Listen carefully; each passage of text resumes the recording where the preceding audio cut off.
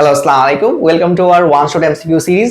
এই ভিডিওতে হচ্ছে আমরা পদার্থবিজ্ঞানের খুব ইম্পর্টেন্ট একটা চ্যাপ্টার 2, যেই চ্যাপ্টার থেকে সবচেয়ে বেশি এমসিকিউ আসে ওই চ্যাপ্টারটাকে কমপ্লিট করব। এই চ্যাপ্টারটাকে আমরা 9টা টাইপের মাধ্যমে কভার করছি, আর 9টা টাইপের মধ্যে প্রায় 67 এমসিকিউ রয়েছে। এই এমসিকিউতে তোমার জ্ঞানমূলক কভার হবে, তোমার হচ্ছে বহুপদী কভার হবে, এটার মধ্যে হচ্ছে তোমার ম্যাথগুলা কভার হবে, বিশেষ করে বড় বড় ম্যাথগুলা কিভাবে শর্ট টাইমে অ্যাপ্রোচ করতে পারো। সো পদার্থবিজ্ঞানে ফিজিক্স নিয়ে সবারই একটা ভয় থাকে। এই ভয়টা হয় এই কারণে যে এমসিকিউ গুলো আমরা ঠিকমতো কভার করতে পারি না। সবারই এমসিকিউতে সমস্যা, যারা ভালো স্টুডেন্ট তাদেরও প্রবলেম হয়, যারা খারাপ তাদের তো আরো বেশি প্রবলেম হয়। সো কিভাবে তুমি এমসিকিউ গুলোকে অ্যাপ্রোচ করবা, কিভাবে টাইমটা কমায় নিয়ে আসবা, পুরো মেথডটা এখানে ক্লিয়ার করে দেখানো হয়েছে। সো এই ভিডিওটা অবভিয়াসলি তোমার ফ্রেন্ডদের সাথে শেয়ার করে দিবা, চ্যানেলটা সাবস্ক্রাইব করে রাখবা। সামনে পদার্থবিজ্ঞান পুরোটা কমপ্লিট করবো আমরা, যেখানে তুমি নতুন কিছু শিখতে যাচ্ছ, যে এমসিকিউ গুলোকে কিভাবে আরো বেটার ওয়েতে করা যায়, কিভাবে আরো শর্টকাটলি আরো ম্যাথমেটিক্যালি করা যায়। বিশেষ করে জ্ঞানমূলক যেগুলো আছে, এক কথায় যেগুলো অ্যান্সার হয়, এগুলোকে আমরা মেমোরাইজ করবো নাকি বুঝে বুঝে করবো। সো ক্লাস করলেই বুঝতে পারবা যে আমরা এগুলা কিভাবে বুঝে বুঝে পড়লে বা ট্রিক্স দিয়ে আমরা মনে রাখতে পারি। সো আই থিঙ্ক ওই মেমোরাইজের পার্টটা এখানে আর থাকবে না, ঠিক আছে? সো ফিজিক্স তো অবভিয়াসলি মেমোরাইজিং এর ব্যাপার না, এটা হচ্ছে বোঝার ব্যাপার। সো চলো আমরা ক্লাস শুরু করি। আমরা হচ্ছে প্রথমে টাইপ 1 থেকে শুরু করব। সো গতি চ্যাপ্টারটা যদি আমরা একটু ক্লিয়ারিফাই করি, যে গতি চ্যাপ্টারে আমাদের প্রথম একটা টাইপের এমসিকিউ, সেই টাইপটা নিয়ে একটু আলোচনা করব। ধরো যে একটা টাইপ 1 এর মধ্যে রয়েছে, সেটা হচ্ছে স্থিতি এবং গতি। হ্যাঁ, সো এখান থেকে মাঝে মাঝে একটা কোয়েশ্চেন চলে আসে। এখন ভাই এখান থেকে কোয়েশ্চেনগুলো কিভাবে অ্যাপ্রোচ করব? সিম্পল হিসাব হচ্ছে, তোমার কাছে যদি বেসিকটা ক্লিয়ার থাকে তুমি এখান থেকে অ্যান্সার করতে পারবা, আমারই কোনো কোয়েশ্চেন আসে না। যেমন ধরো যশোরবোধ 2020 সালে একটা কোয়েশ্চেন আসছিল, বলছে নিরাপদ ভ্রমণের ক্ষেত্রে নিচের কোনটি মুখ্য ভূমিকা পালন করে? নিরাপদ ভূমিকা। সো তুমি দেখবা যে তুমি যখন গাড়িতে চলো, তোমার কাছে গাড়ি চলতেছে, তোমার কাছে কোনটা জিনিস মনে হয়? বা যারা ভয় পাও না, যারা সাহসী তাদের কথা বাদ দিলাম, বা যারা ভয় পায় তারা কখন ভয় পায় বলো তো? যখন গাড়িটা হাই স্পিডে থাকে। তার মানে গাড়ির যখন কি থাকে, স্পিড বেশি বা গতি বেশি থাকে, গতি বেশি থাকলে তখন দেখবা মানুষ আতঙ্কিত হয়ে যায় অনেক বেশি, ঠিক আছে? সো যারা ইয়াং জেনারেশন, যাদের রক্ত গরম, তাদের হিসাব আলাদা। সো গতি বেশি মানে ক্ষতিও বেশি। কেন? সো যারা ফিজিক্স পারো তারা তো এটাকে ব্যাখ্যা করতে পারবা। কিভাবে ব্যাখ্যা করবা? যে তুমি জানো, আমরা একটা সূত্র জানি, ইকে ইকুয়াল টু কত হয়? হাফ এম বি স্কোয়ার, তাই না? তাই তো। তার মানে বেগ যদি ডাবল করো, তোমার গতিশক্তি অলমোস্ট 4 গুণ হয়ে যাচ্ছে। 3 গুণ করলে গতিশক্তি অলমোস্ট কত গুণ হয়ে যাচ্ছে? 9 গুণ হয়ে যাচ্ছে। তার মানে চিন্তা করো, তুমি 30 বেগে যে গাড়িটা চলতেছে, ওটা যদি 90 বেগে করে ফেলে, তার মানে শুরুতে তার গতিশক্তি যত ছিল, এখন গতিশক্তি 9 গুণ। সো এই জন্যই বলে যত বেশি গতি তত বেশি ক্ষতি, ঠিক আছে? সো অ্যান্সার কি হবে ভাই?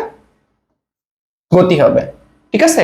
তার মানে যদি আমরা নিরাপদ ভ্রমণ করতে চাই, তাহলে আমাদের গতিটা মেনটেন করতে হবে, এটা রেঞ্জের মধ্যে রাখতে হবে। 2 নম্বরে আসো, চলন্ত একটি বাসের ভিতরে যাত্রী। তো এখানে বলছে বাসের ভিতরে একজন যাত্রী বসে আছে। ওকে, সো বাসের সাপেক্ষে সে স্থির। হ্যাঁ, বাসের সাপেক্ষে মানে তুমি বাসের মধ্যে বসে আছো, তো বাসের সাপেক্ষে তুমি তো স্থির। তুমি কার সাপেক্ষে গতিশীল? বাহিরে থাকা রাস্তা, গাছপালা, ওইগুলোর সাপেক্ষে গতিশীল, তাই না? ওকে, তার মানে এটা রাইট। তারপর বলছে ল্যাম্পপোস্টের সাপেক্ষে স্থির। ল্যাম্পপোস্ট তো তোমার বাহিরে, তাই না? সো ল্যাম্পপোস্টের সাপেক্ষে তুমি স্থির না, গতিশীল। তুমি দেখবা বাসের মধ্যে বসে থাকলে ল্যাম্পপোস্ট দেখবা পিছনের দিকে চলে যাচ্ছে, এরকম মনে হয়। তার মানে কি? তার সাপেক্ষে তুমি গতিশীল। তার মানে এটা ভুল। তারপরে বলছে বাসের অন্য যাত্রীর সাপেক্ষে স্থির। হ্যাঁ, বাসের মধ্যে যে যাত্রীগুলো তোমরা বসে আছো, তোমরা তো ওই জায়গায় স্থির, তোমরা তো নড়তেছো না। তাহলে কি হবে? এটা হবে। তাহলে অ্যান্সার হয় কত? 1 আর 3, ঠিক আছে? সো আই থিঙ্ক এই গতিস্থিতি নিয়ে তোমাদের অত বেশি প্যারা হবে না, আমাদের কনসেপ্টটা খুবই সিম্পল ছিল। এখন আসো 2 নাম্বার টাইপ। সো বিভিন্ন প্রকার গতি। সো এই টাইপ থেকে প্রতি বছর কোয়েশ্চেন থাকে তোমার, মানে খুবই কমন একটা মানে কোয়েশ্চেন গুলো থাকে। সো এখানে আমাদের সবারই কিছু প্রবলেম হয়ে যায়। সো আমি তোমাদের এই প্রবলেম গুলা একটু সলভ করব। হ্যাঁ, সো সলভটা কিভাবে করব দেখো, আমি এখানে একটা এক্সট্রা স্লাইডের মাধ্যমে তোমাদের আগে কিছু বেসিক আইডিয়া দিই, যাতে গতি নিয়ে তোমাদের আর কোনো প্রবলেম না হয়, ঠিক আছে? তো আমার বইয়ের মধ্যে অনেক প্রকার গতি আছে, তো সবগুলো তোমাকে পড়া লাগবে না। 2টা জিনিসের মধ্যে কনফিউশন হয়, আমি একটু ক্লিয়ার করি। একটা হচ্ছে ভাইয়া, যে আমি একটু ক্লিয়ার করে দিই,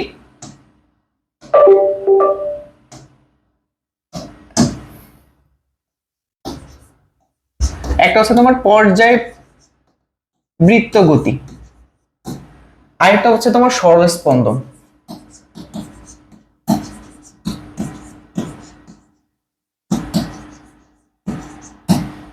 ঠিক আছে, বা এটাকে দোলন গতিও বলে। ঠিক আছে, সরল স্পন্দন গতি বা সরল দোলন গতি, এই দুইটাকে যদি তুমি আইডেন্টিফাই করে বলতে পারো, তোমার ম্যাক্সিমাম প্রবলেম এখানে সলভ আউট হয়ে যাবে। বাকিগুলো আমি তোমার অপশনই তোমাকে বুঝিয়ে দিব।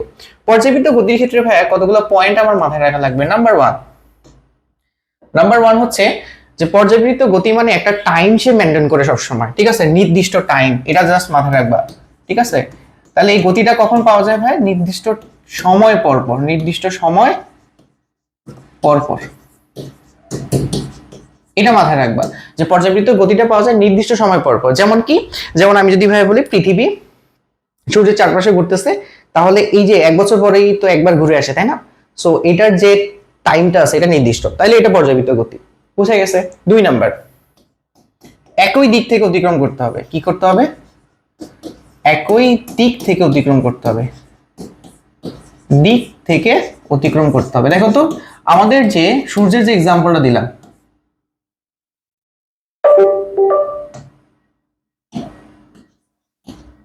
অতিক্রম করতে হবে। তো আমরা যে সূর্যের এক্সাম্পলটা দিলাম, পৃথিবী সূর্যের চারপাশে কি একই দিক থেকে অতিক্রম করে, নাকি একবার এদিক থেকে আবার তার উল্টা দিক থেকে অতিক্রম করে? এরকম হয়, একবার সামনের দিক থেকে অতিক্রম করে, একবার আবার তার উল্টা দিক থেকে অতিক্রম করে, এরকম কিন্তু হয় না।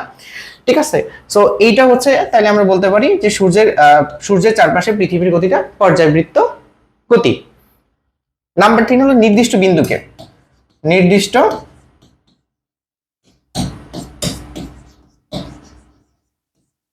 তাহলে এই যে কাজগুলো করতেছে নির্দিষ্ট সময় পর পর একই দিক থেকে অতিক্রম করতেছে, সেটা একটা নির্দিষ্ট বিন্দুকে অতিক্রম করতে হবে, তাহলে এটাকে আমরা পর্যায়বৃত্ত গতি বলবো। আর ভাই সরল স্পন্দন গতি কিভাবে চিনবো? সেটা হবে এক ধরনের পর্যায়বৃত্ত গতি, এক ধরনের পর্যায়বৃত্ত গতি।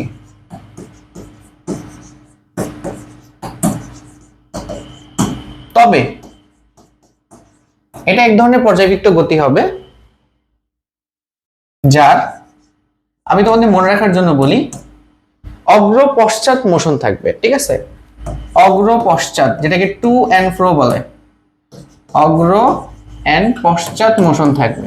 লাইক একবার সামনে যাবে, একবার পেছনে আসবে। ওকে, এক্সাম্পল কি ভাই? দোলনা। দোলনার গতি মনে আছে? দোলনা কি হয় বলো তো? দোলনা কি একবার সামনে যায়, একবার পেছনে আসে না? তাহলে এই গতিটা হচ্ছে কি সরল স্পন্দন গতি। আর কি হইতে পারে? পেন্ডুলাম দেখছো না তোমরা? পেন্ডুলাম ঘড়ির মধ্যে যে থাকে, একবার এদিকে যায়, একবার এদিকে যায়, একবার সামনে যায়, মানে ধরো একবার সামনে গেলে আরেকবার পেছনে যায়।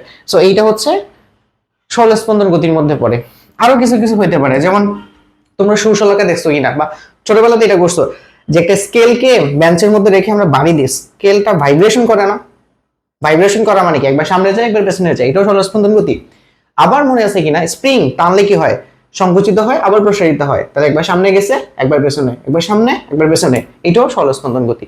ঠিক আছে, সো এই বিষয়গুলো আমরা একটু ক্লিয়ার থাকবো। তাহলে ভাই পর্যাবৃত্ত গতির একটা উদাহরণ বললাম, আর কি কি উদাহরণ হতে পারে? ধরো আমরা বলতে পারি হৃৎপিণ্ড, খুবই ইম্পর্টেন্ট, এটা কিন্তু পরীক্ষায় প্রায় চলে আসে। হৃৎপিণ্ড এটা ভালো একটা এক্সাম্পল, খুবই ভালো একটা এক্সাম্পল, পরীক্ষায় আমাদের প্রায় চলে আসবে। ঠিক আছে, হৃৎপিণ্ডের যে গতিটা আছে এটা কিন্তু আমাদের পর্যায়বৃত্ত গতি। হৃৎপিণ্ড একটা সময় পর পর বিট দেয় না, একটা টাইম মেনটেন করে না। ঠিক আছে, এখন ভাইয়া ধরো দুইটা, আমি জানি যে পর্যায়বৃত্ত গতি মানে সরল স্পন্দন গতি এক ধরনের পর্যায়বৃত্ত গতি, তবে একটা তার কন্ডিশন আছে, অগ্র পশ্চাৎ মোশন থাকতে হবে। ব্যাপারটা বুঝো? তার মানে যদি দুইটা অপশন থাকে তাহলে তুমি কোনটাকে প্রিফার করবে? অবভিয়াসলি যদি সামনে পেছনে যায় তাহলে অবভিয়াসলি সরল স্পন্দন গতি চলে আসবে। আর যদি সেখানে সরল স্পন্দন অপশনই না থাকে তাহলে পর্যায়বৃত্ত তাকাবা। তার মানে এখানে যতগুলা গতি আছে, যেমন দোলনার গতি, পেন্ডুলাম, এগুলা কিন্তু পর্যায়বৃত্ত গতি। স্পেশালি পর্যায়বৃত্ত গতির মধ্যে একটা টাইপ হচ্ছে সরল দোলন গতি। মানে পর্যায়বৃত্ত গতির মধ্যে একটা টাইপ হচ্ছে কি সরল দোলন গতি। ঠিক আছে, সো এগুলা যদি অপশনে যদি বলে দোলনার গতি কি ধরনের গতি, অপশনে দুইটা আছে, তাহলে কোনটা বেশি স্পেসিফিক? সরল স্পন্দন গতি, কারণ সরল স্পন্দন গতি বোঝায় সামনে পেছনে যায়, প্লাস এটাও বোঝায় এটা একটা পর্যায়বৃত্ত গতি। ঠিক আছে, সো আই থিঙ্ক এগুলো নিয়ে আর প্রবলেম হবে না। এখন আমরা আসলে আমাদের প্রবলেমগুলো সলভ করি। এক নম্বরে বলছে ভাইয়া দোলনায় দুলতে থাকা শিশু, আমি সবগুলোকে একসাথে করে দিচ্ছি যাতে একটা টাইপে তোমার সবগুলো শেষ হয়ে যায়। দোলনায় দুলতে থাকা শিশু, গিটারের তারের গতি, স্প্রিং থেকে ঝুলানো বস্তুর গতি। গিটারের তার ভাইব্রেশন করে না সামনে পেছনে, দোলনা সামনে পেছনে, স্প্রিং থেকে ঝুলানো বস্তু প্রথমে নিচে নামবে আবার উপরে, নিচে নামবে উপরে নামবে, তাহলে দুই দিকে মোশন পাওয়া যায়। তাহলে এটা কোন ধরনের গতি হবে ভাই? ঘূর্ণন গতি অবভিয়াসলি না, এটা পর্যাবৃত্ত গতি। আচ্ছা দেখি, পর্যাবৃত্ত গতি হবে যদি সরলস্পন্দন গতি তোমার অপশনে না থাকে। চলন গতি তো হবে না, সরলস্পন্দন গতি। তাহলে ভাই কি হবে? এটা সরলস্পন্দন গতি। বোঝা গেছে? এইভাবে আমরা জিনিসগুলোকে আইডেন্টিফাই করব। স্প্রিং থেকে ঝুলানো ঝুলানো দুলতে থাকা বস্তুর গতি কিরূপ? স্প্রিং থেকে ঝুলানো নিচে নামবে উপরে যাবে। তাহলে এখানে দেখো, যদি আমরা একটু খেয়াল করি, এখানে কি আমাদের ঘূর্ণন গতি হবে? হবে না। এটা কি বক্র গতি? না। পর্যাবৃত্ত গতি। এটা পর্যাবৃত্ত গতি হবে। কেন? চলন গতি তো হবে না। পর্যাবৃত্ত কেন হবে বলতো? কারণ এখানে সরলস্পন্দন অপশন নাই, তাহলে পর্যাবৃত্ত গতি হবে। ঠিক আছে? সো আই থিংক ব্যাপারটা আমি ক্লিয়ার করতে পারছি তোমাদের। এবার যাই আমরা পরবর্তী স্লাইডে। 5 নম্বরে বলছে হৃৎপিণ্ডের সংকোচন প্রসারণ কোন ধরনের গতি? হৃৎপিণ্ড একটা নির্দিষ্ট টাইম পর বিট দেয়, এটা সবসময় মাথায় রাখবে, এটা হয় পর্যাবৃত্ত গতি। ওকে, এটা খুবই খুবই ইম্পর্টেন্ট। এইগুলো এটা পরীক্ষায় মানে সবগুলো ইম্পর্টেন্ট, এটাও কিন্তু ভালো ভালো ইম্পর্টেন্ট। ঠিক আছে, পরীক্ষা আসার মতো, প্রত্যেকটা এমসিকিউ পরীক্ষা আসার মতো, এগুলো থেকে রিপিট হবে। চলন্ত ফ্যানের সুইচ বন্ধ করে দিলে ফ্যানের পাখার গতি কোন ধরনের গতি? খুবই খুবই বেসিক একটা কোয়েশ্চেন, কিন্তু এখানে অনেকে ভুল করবে। হ্যাঁ, এইটা কি হালকা একটু স্লাইটলি চেঞ্জ করা যায় বলতো? এখানে বলছে চলন্ত ফ্যানের সুইচ বন্ধ করে দিলে ফ্যানের পাখার গতি কোন ধরনের গতি? সুইচ যদি আমি বন্ধ করে দেই, ফ্যানটা কি হবে জানো? আস্তে আস্তে ঘুরতে ঘুরতে থেমে যাবে, এটাকে আমি ঘূর্ণন গতি বলবো। ঠিক আছে, কি সরলস্পন্দন গতি না, এটাকে সামনে পেছনে যায় না। পর্যাবৃত্ত গতি কি বলা যাবে দেখো তো? পর্যাবৃত্ত গতি তখন বলা যাবে যদি ফ্যানটা সমদ্রুতিতে ঘুরতে থাকে। তার মানে কি, ফ্যানটা যে ঘুরতেছে ওই মানটা কি থাকবে? ওই দ্রুতির মানটা সমান থাকবে। কিন্তু যখন তুমি ফ্যানের পাখাটা বন্ধ করে দিছো, সরি ফ্যানের সুইচ বন্ধ করে দিছো, ফ্যানটা কিন্তু সমদ্রুতিতে ঘুরে না, আস্তে আস্তে বেগ কমতেছে। তার মানে এটা শুধুমাত্র ঘূর্ণন গতি। বাট যদি বলে ফ্যানটা সমদ্রুতিতে ঘুরতেছে, বা ফ্যানটা তুমি বন্ধ করো নাই, না বন্ধ করলে কি হয়, সমদ্রুতিতে ঘুরে, তখন কিন্তু এটা পর্যাবৃত্ত গতি হবে। ব্যাপারটা বুঝছো কেন পর্যাবৃত্ত গতি হবে? কারণ এটা নির্দিষ্ট সময় পর পর নির্দিষ্ট বিন্দুকে একই দিক থেকে অতিক্রম করে। ওকে, সো আই থিংক তোমাদেরকে আমি ক্লিয়ার করতে পারছি ব্যাপারটা। এবার আসো, বৈদ্যুতিক পাখার অথবা সাইকেলের প্যাডেলের গতি কি ধরনের গতি? বৈদ্যুতিক পাখার যে গতি আছে, বৈদ্যুতিক পাখা ঘুরতে থাকে, সাইকেলের যে প্যাডেল আছে না, সাইকেলের প্যাডেলও কি ঘুরতে থাকে না? ওই যে সাইকেলের প্যাডেল দেখছো তো, যেটা পা দিয়ে ঘুরে সাইকেল চালায়, ওইটা কি ধরনের গতি হবে? রৈখিক গতি তো অবভিয়াসলি না। উপবৃত্তাকার গতি তাও তো না। এটা কি স্পন্দন গতি? এটা কি সামনে পেছনে যায় না? তাহলে এটা হয় ঘূর্ণন গতি, এটা তো আমরা জানি, এটা ঘুরে। ওকে, ঘূর্ণায়মান চাকা বিবেচনায় না আনলে সোজা পথে এগিয়ে যাওয়া একটি গাড়ির গতি কি ধরনের গতি?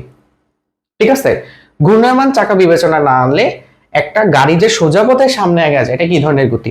গাড়ি সোজা পথে সামনে আগে যায়। আচ্ছা, এটা কি ঘূর্ণন গতি? না। এটা কি ঘুরে? চাকার কথা তো বলে নাই। সরলস্পন্দন গতি? এটা কি সামনে পেছনে যায় না। পর্যাবৃত্ত গতি? এটা কি একই সময় পর কোনো বিন্দুকে ঘুরতেছে, একই সময় নির্দিষ্ট সময় পর পর কি ঘুরতেছে? না। তাহলে এটা পর্যাবৃত্ত গতি না। তাহলে এটা চলন গতি। চলন গতি কি? যখন কোনো একটা বস্তু সবগুলা অংশ বা সবগুলা উপাদান বা সবগুলা বিন্দু একই দিকে গতিশীল থাকে। তোমার গাড়ি যখন সামনের দিকে যাচ্ছে, গাড়ির সবগুলো উপাদান কিন্তু সামনের দিকেই যাচ্ছে। ঠিক আছে, ওকে। তো এটা চলন গতি। চলন গতি ম্যাক্সিমাম টাইপে কি হয়? সরলরৈখিক গতি হয়। ঠিক আছে,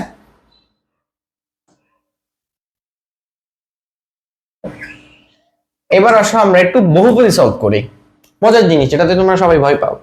তো এখানে আসো, মহাবিশ্বের সকল গতি, হ্যাঁ বলছে মহাবিশ্বের সকল গতি কেমন হবে? একটা আছে ঘূর্ণন গতি, আরেকটা হচ্ছে আপেক্ষিক গতি, একটা পর্যাবৃত্ত গতি। আচ্ছা, একটু চিন্তা করো, এটা মহাকাশ নিয়ে যাদের একটু ধারণা আছে তাদের কাছে এটা আবার সহজ।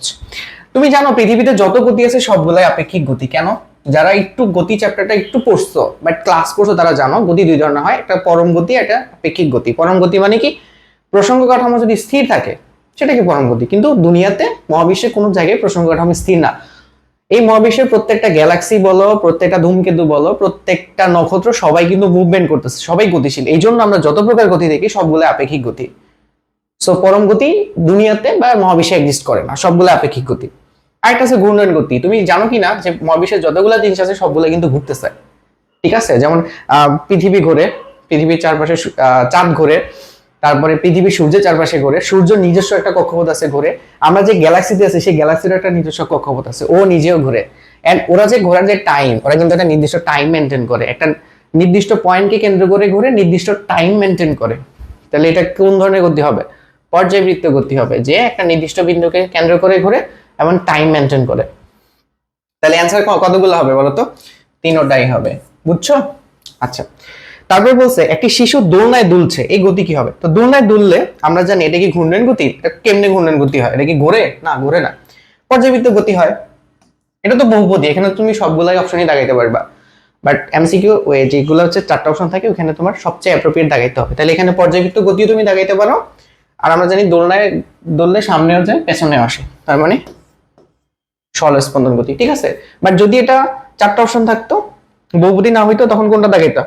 স্পন্দন গতি। কিন্তু আমরা জানি স্পন্দন গতি ওয়ান কাইন্ড অফ পর্যায়বৃত্ত গতি। তাহলে অপশন হচ্ছে 2 আর 3, ঠিক আছে? আমাদের এখানে আরেকটা আছে এমসিকিউ। ওকে, পর্যায়বৃত্ত গতি কি ধরনের গতি? পর্যায়বৃত্ত গতি হচ্ছে সরল দোলকের গতি। সরল দোলক দেখছো তোমরা? সরল দোলক হচ্ছে এরকম ভাবে দুলতে থাকে, বুঝছো? সরল দোলক এরকম মাঝখানে একটা ধরো ববের মতো থাকে এবং এটা দুলতে থাকে। এন্ড সরল দোলক হচ্ছে দোলনায় দুলতে থাকা কোন একটা শিশুর গতির মতো, ঠিক আছে? যে গতিটা সামনে যায় পেছনে আসে। আর এটা কি ধরনের গতি? সরল দোলকের গতি হচ্ছে সরল স্পন্দন গতি, সো এটা একটা পর্যায়বৃত্ত গতি। ওকে, আচ্ছা, এটা এইভাবে ঘুরতে থাকে। হ্যাঁ,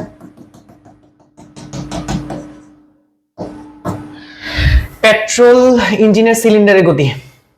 পেট্রোল ইঞ্জিনের সিলিন্ডার দেখছো তোমরা?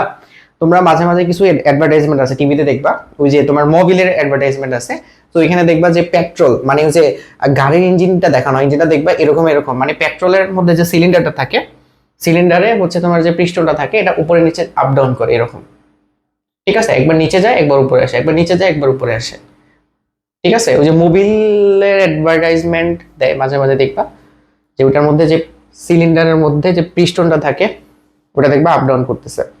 আপ ডাউন যেটা করে টু এন্ড ফ্রো মোশন, সেটা সরল স্পন্দন গতি। সরল স্পন্দন গতি এক ধরনের পর্যায়বৃত্ত গতি। তাহলে এটার অ্যান্সার কি হবে? এটাও হবে, বুঝছো?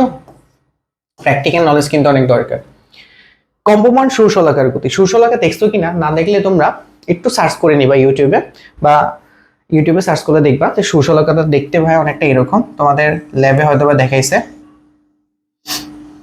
এরকম থাকে, যেটাতে নির্দিষ্ট ফ্রিকোয়েন্সির শব্দ তৈরি করা যায়। আর সুশলাকার গায়ে দেখবে লেখা আছে 120 হার্টজ। মানে কি ভাইয়া? এটা দিয়ে তুমি যে শব্দগুলো তৈরি করবা সেটার ফ্রিকোয়েন্সি হবে 120 হার্টজ। তো এটা যখন ভাইব্রেশন করে, ভাইব্রেশন মনে রাখবা ম্যাক্সিমাম সব ভাইব্রেশনই তোমার মোটামুটি সরল স্পন্দন গতি হয়। ভাইব্রেশন কি করে? একবার এদিকে যায়, যেমন ধরো আমি হাতটাও যদি ভাইব্রেট করি, যদি এটা ভাইব্রেট হবে না, সো একবার এইদিকে যাইতো একবার এইদিকে যেত না, সামনে পেছনে এভাবে হইতো। তাইলে মানে এটা কি ধরনের গতি হবে? সরল স্পন্দন গতি। আর সরল স্পন্দন গতি এক ধরনের পর্যায়বৃত্ত গতি। তাহলে অ্যান্সার কয়টা হবে? 4টাই, ঠিক আছে? সো গতি এই জিনিসটা খুব সহজে সলভ করতে পারছি, আশা করি এই টপিকে তোমাদের আর কোনো প্রবলেম থাকবে না। এবার চলো আমরা আমাদের টপিক 3 শেষ করব। সো টপিক 3-এ আমাদের আলোচনা করা হয়েছে। ওকে, সো এই টপিকে আলোচনার বিষয় হচ্ছে রাশি। রাশি নিয়ে সবারই প্রবলেম থাকে ভাইয়া, রাশি থেকে কিন্তু কোশ্চেন আসে যে এটা ভেক্টর রাশি নাকি স্কেলার রাশি। তো আমি আমার ক্লাসের স্টুডেন্টকে সবসময় বলি ভাই এটা মেমোরাইজ করার থেকে তোমাকে আসলে রাশিগুলো জানা উচিত।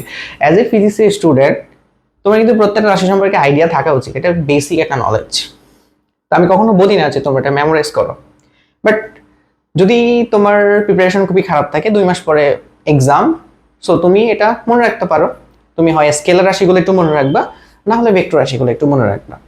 সো আমি এগুলা হালকা করে একটু লিখে দিই যাতে তোমাদের কাছে একটু সুবিধা হয়, ঠিক আছে? তো আমরা একটা স্লাইড অ্যাড করবো আর কি। এখানে কিছু আমাদের স্কেলার রাশি, যেটা তোমাদের স্কেলার রাশি অ্যাটলিস্ট একবার শর্টে শেষ করে দিব। স্কেলার রাশি প্লাস হচ্ছে ভেক্টর রাশি, যেটা অ্যাটলিস্ট তোমার এসএসসিটা কভার করবে।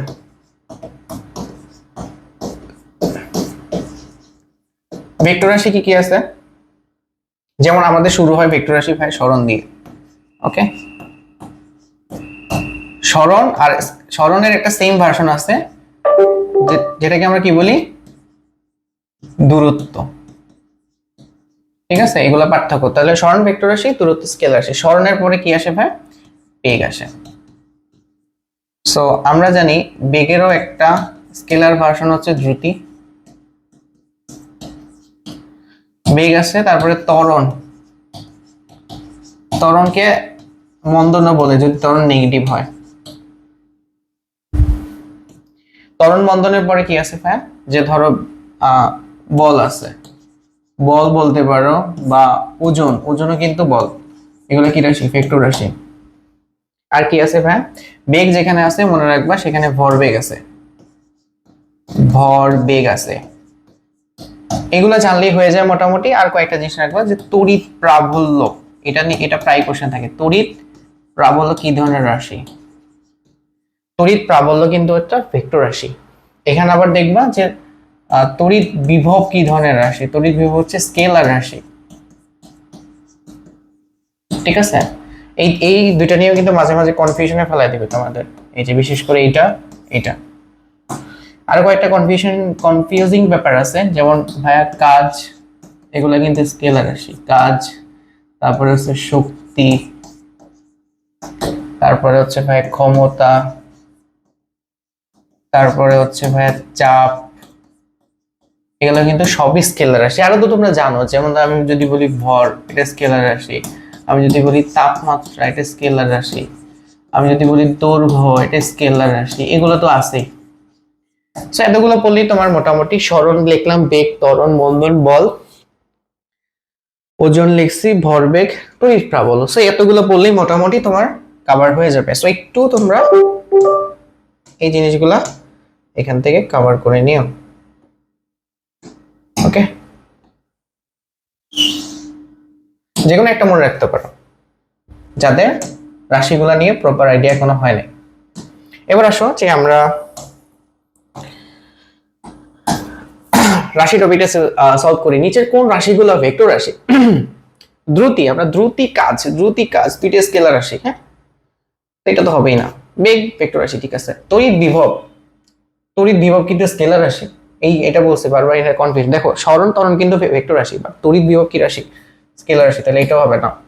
দ্রুতি স্কেলার রাশি, তাহলে এটাও হবে না। ভরবেগ ভেক্টর রাশি, সরণ ভেক্টর রাশি, ওজন ভেক্টর রাশি, তার মানে এটা। নিচের কোনটি স্কেলার রাশি? স্কেলার রাশি সরণ ভেক্টর রাশি, এটা হবে না। বল ভেক্টর রাশি, ত্বরণ ভেক্টর রাশি, কাজ স্কেলার রাশি। ওকে, সো এইটা ছিল আমাদের রাশি। সো রাশি নিয়ে এই কতগুলো জিনিস পড়লে কিন্তু তোমার অলমোস্ট কভার হয়ে যাবে। এবার আসো টপিক 4, দূরত্ব সরণ। খুবই মজার একটা জিনিস। এটা থেকে কিন্তু মাঝে মাঝে তোমাদের ইয়াতে কোশ্চেন আসে, গতে কোশ্চেন আসে। ওকে, দেখি আমরা কিভাবে করা যায়। বলছে 16 নম্বর, এক ব্যক্তি 100 মিটার ব্যাসার্ধের একটি বৃত্তাকার মাঠ আড়াই পাক ঘুরে, তার সরণ কত হবে? তাহলে আমরা একটা বৃত্তাকার মাঠ নেই, আমাদের কাছে সুবিধা হবে। ওকে, বৃত্তাকার কালারটা চেঞ্জ করে, ওকে, বৃত্তাকার একটা মাঠ নিব। হ্যাঁ, বেশি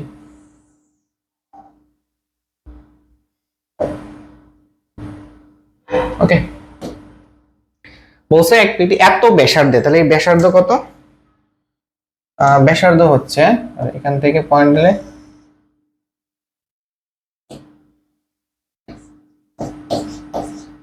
100 মিটার। এক ব্যক্তি 100 মিটার ব্যাসার্ধের একটি বৃত্তাকার মাঠ আড়াই পাক ঘুরলে তার সরণ কত? আড়াই পাক মানে কত জানো? আড়াই পাক মানে কি, এখান থেকে একবার রোটেট করে আসলো, এটা হলো 1 পাক। আরেকবার রোটেট করে আসলো, এটা হলো 2 পাক। আড়াই পাক মানে 2 পাক যাওয়ার পরে আবার কি যাবে? অর্ধেক যাবে পুরো পাকে, তার মানে এতটুকু আসবে। বুঝছো নাকি বোঝা নাই? 1 পাক, 2 পাক, তার অর্ধেক আড়াই পাক। 3.5 পাক করলে এখানে আসতো, 1.5 পাক করলে এখানে আসতো, হাফ পাক করলে এখানে আসতো। তাহলে আমরা জানি সরণ কিভাবে বের করতে হয়, কি বলছে ভাই? সরণ বের করতে, সরণ বের করতে হয় আদি বিন্দু আর শেষ বিন্দুর মধ্যকার কি দূরত্ব জানি হয়? সরল রৈখিক দূরত্ব হয়। তাহলে এই বিন্দু থেকে এই বিন্দুর সরলরৈখিক দূরত্ব হচ্ছে এতটুকু, এতটুকু হচ্ছে বৃত্তের ব্যাস, আর ব্যাসার্ধ হচ্ছে আর এর মান হচ্ছে 100, তার মানে ব্যাস হবে 200। বুঝছো?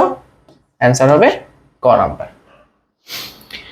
বাঁকা পথে গতিশীল একটি বস্তুর আদি এবং শেষ অবস্থানের সরলরৈখিক দূরত্ব নিচের কোনটি নির্দেশ করে? সে বাঁকা পথে গেছে, সমস্যা নাই। একটি বস্তুর আদি এবং শেষ অবস্থান, তার মানে ধরো কোন একটা বস্তু এখান থেকে স্টার্ট করছে, আঁকা বাঁকা পথে যায়, এইখানে এন্ডিং করছে, এটা হলো এ বিন্দু, এটা হচ্ছে বি বিন্দু, ঠিক আছে?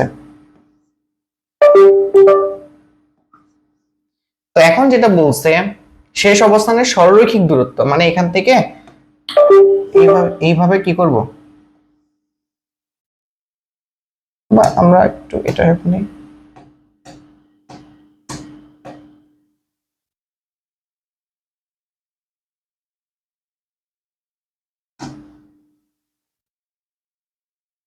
তাহলে এই সরলরৈখিক দূরত্বটা জানি কি হয়? সরণ হয়। তো এটা তো আমরা সরণের ডেফিনেশনই পড়ছি, তাই না? তাহলে এটা হচ্ছে আমাদের সেই অ্যান্সার। ওকে, এমসিকিউ গুলো কেমন লাগতেছে? অবভিয়াসলি সহজ না?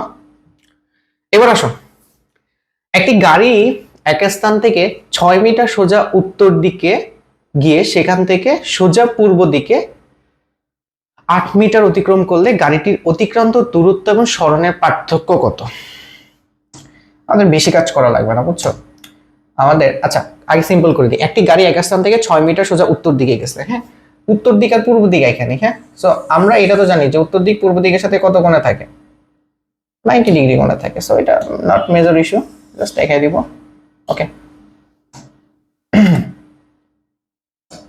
এবার দেখো, তো একটি গাড়ি এক স্থান থেকে 6 মিটার সোজা উত্তর দিকে, তাহলে এইটা ধরো তোমার সেই উত্তর দিক, এটা উত্তর আর এটা হচ্ছে ভাই পূর্ব। ওকে, এখন আমাকে বলছে কি যে কত মিটার গেছে? প্রথমে 6 মিটার সোজা উত্তর দিকে গেছে, তাহলে এখান থেকে ধরো স্টার্ট করছে এন্ড 6 মিটার গেছে, এটা হলো 6 মিটার। উত্তর দিকে যাওয়ার পরে সেখান থেকে সোজা পূর্ব দিকে 8 মিটার গেছে, সোজা পূর্ব দিকে আবার কত মিটার গেছে? পূর্ব দিকে গেছে 8 মিটার। তাহলে বলছে ভাইয়া অতিক্রান্ত দূরত্ব এবং সরণের পার্থক্য কত? আচ্ছা, দূরত্ব কিভাবে হিসাব করতে হয়? যে পথে গেছে ওটা হচ্ছে তার দূরত্ব, তাহলে তার দূরত্ব কতটুকু? যদি বলি ভাই আমার দূরত্ব কতটুকু, দূরত্ব হচ্ছে 6 আর 8 যোগ করতে হবে। কেন? কারণ সে 6 মিটার গেছে, পরে 8 মিটার গেছে, সে যতটুকু পথ অতিক্রম করবে পুরোটাই তার দূরত্ব, তাহলে 14 মিটার।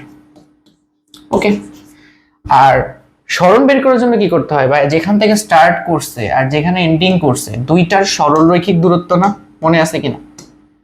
যেখান থেকে স্টার্ট করছে আর যেখানে এন্ডিং করছে দুইটা সরলরৈখিক দূরত্বটাই হচ্ছে তার সরণ।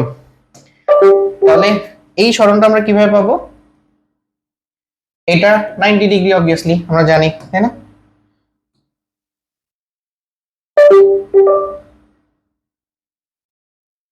তাহলে আমাদের কি করতে হবে? পিথাগোরাস অ্যাপ্লাই করি। 8 স্কয়ার প্লাস 6 স্কয়ার, এটা জানি অলমোস্ট 10 হয়, দেখো। তাহলে 10 আর এটা হচ্ছে তার কি সরণ। তাহলে 10 আর 14 মধ্যে ডিফারেন্স কত? 4। অ্যান্সার হচ্ছে না 4 মিটার। অনেক ইজি ছিল না কোশ্চেনটা? এবার আসো পরবর্তী কোশ্চেনে। একটি বস্তু সোজা পথে 20 মিটার অতিক্রম করে এবং একই পথে 8 মিটার ফিরে আসে, তাহলে দূরত্ব সরণের পার্থক্য কত? খুব সিম্পল, খুবই সিম্পল। এটা তোমরা পারবা করতে? অ্যাটলিস্ট এখন পারা উচিত। সোজা পথে কত মিটার গেছে ভাইয়া? প্রথমে সোজা পথে গেছে সে 20 মিটার। ওকে, এবং একই দিকে 8 মিটার ফিরে আসে, আবার ফিরে আসে কত মিটার? 8 মিটার সে ফিরে আসে। ওকে, এদিকে একবার গেছে 20 মিটার, আবার ফিরে আসছে 8 মিটার। তাহলে তার দূরত্ব কতটুকু হবে? বা দূরত্ব বারবার বলছি, দূরত্ব কি? যত পথ সে হাঁটে বা যত পথ অতিক্রম করে ওটা তার দূরত্ব। তাহলে প্রথমে 20 মিটার গেছে, পরে 8 মিটার গেছে, কোন দিকে গেছে, উপরে গেছে নিচে গেছে দেখার দরকার নেই, যোগ করে দিবা। তাহলে 20 প্লাস 8 28 মিটার, এটা হচ্ছে তার দূরত্ব। দূরত্ব মানে কি, সে যতটুকু গেছে, সামনে গেছে পিছনে গেছে ডাজন্ট ম্যাটার, তার পথটাই হচ্ছে তার দূরত্ব, তাহলে 28 মিটার। আর সরণ হচ্ছে কি, তার আদি বিন্দু এবং শেষ বিন্দুর মধ্যকার দূরত্ব। তাহলে আদি বিন্দু এখান থেকে স্টার্ট করছে, শেষ বিন্দু এখান থেকে স্টার্ট করছে, তাই না? কনফিউজিং হয় না এটা, আমি এটা সাইডে দিছি কিন্তু ওই পথ বরাবরই তো ফিরে আসছে। সো তোমাদের কনফিউশন লাগলে আমি একটু আগে ক্লিয়ার করে দিই, ঠিক আছে? কনফিউশন লাগলে তোমাদের আমি এটা ক্লিয়ার করে দিই, সমস্যা নেই। এখান থেকে আবার কত মিটার চলে আসছে, 8 মিটার চলে আসছে, ঠিক আছে? তাহলে এই পয়েন্টটা আর এই পয়েন্টের মধ্যে ডিসটেন্স কত, 20 থেকে 20 মাইনাস 8 12 মিটার, ঠিক আছে?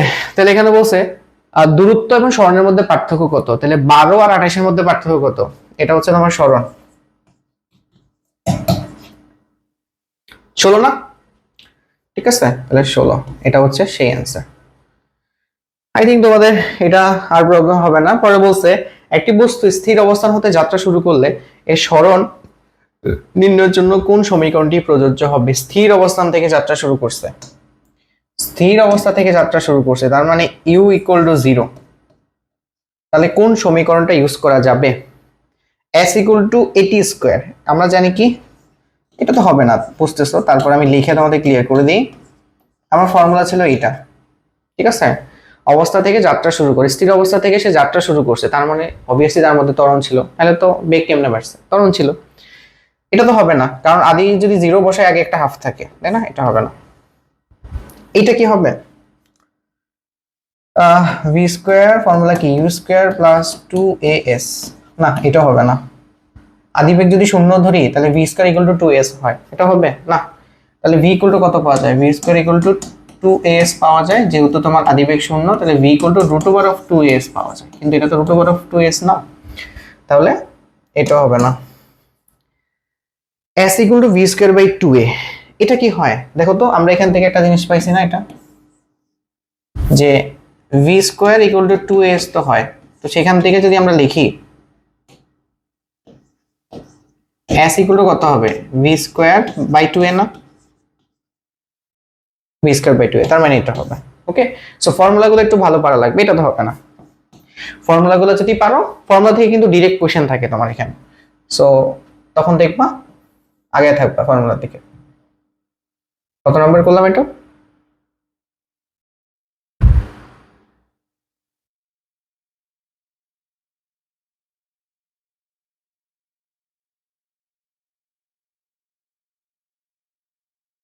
এটা কত নম্বর ছিল,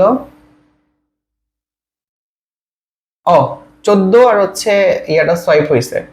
আচ্ছা 14 আর 15টা সোয়াইপ হয়েছে, এর আগে হচ্ছে আমরা 16 17 করে আসছি, তার আগে 12 13 করছি, 14 15, আচ্ছা তো ব্যাপার না, আমরা করে ফেলছি এটা। ওকে, এখন আসো 19 নাম্বার।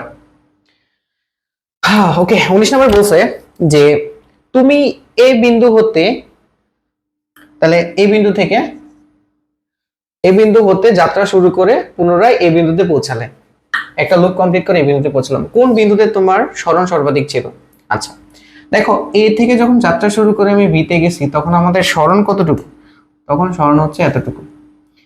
তারপরে এ থেকে যখন আমি সিতে গেছি তখন সরণ হচ্ছে কতটুকু, এতটুকু। এ থেকে যখন আমি ডিতে গেছি তখন সরণ কতটুকু, এতটুকু। বলো কোনটা সবচেয়ে বড়, সি বিন্দুতে না? তাহলে অ্যান্সার কত হবে ভাই, সি হবে। বুঝছো, অত কঠিন কিছু না। সরণ কেমনে বের করে, সরলরৈখিক দূরত্ব দুইটা বিন্দুর মধ্যে। এবার আসো পরের কোয়েশ্চেন, চিত্র দেওয়া আছে উপরের চিত্রে, হ্যাঁ। পি পথে এ থেকে বি বিন্দুর দূরত্ব 70 মিটার। আচ্ছা এখানে দুইটা পথ আছে, দেখো এ আছে এবং বি আছে। পি পথ যে গেছে এটা হচ্ছে 70 মিটার, তার মানে দূরত্ব 70 মিটার। কিউ পথে দূরত্ব হচ্ছে 75 মিটার। আর এ বি এর মধ্যে সরণ, সরণ কিভাবে বুঝছি ভাইয়া, দূরত্ব কিভাবে বুঝছি, এটা বাঁকা পথের জন্য দূরত্ব, এটা বাঁকা পথের জন্য দূরত্ব, আর এটা সরলরৈখিক পথ, এটা হচ্ছে সরণ। এখন বলছে পি পথে, পি পথ মানে উপরের পথে এ থেকে বি এর দূরত্ব 70 মিটার। পি পথে এ থেকে বি এর দূরত্ব 70 মিটার, হ্যাঁ এটা তো এই যে দূরত্ব 70 মিটার না, তাহলে এটা রাইট। তারপর বলছে কিউ পথে এ থেকে বি এর সরণ হচ্ছে 50 মিটার। হ্যাঁ, যে পথেই যাও না কেন, তুমি যদি পি পথেও যাও কিউ পথেও যাও, সরণ হিসাব করবো কিভাবে? এর থেকে বি এর সরলরেখিক দূরত্ব, ওটা 50 মিটারই থাকবে। তুমি এইভাবে ঘুরেও যাও, তারপরেও কি থাকবে? ওটা 50 মিটারই থাকবে। তার মানে এটা রাইট।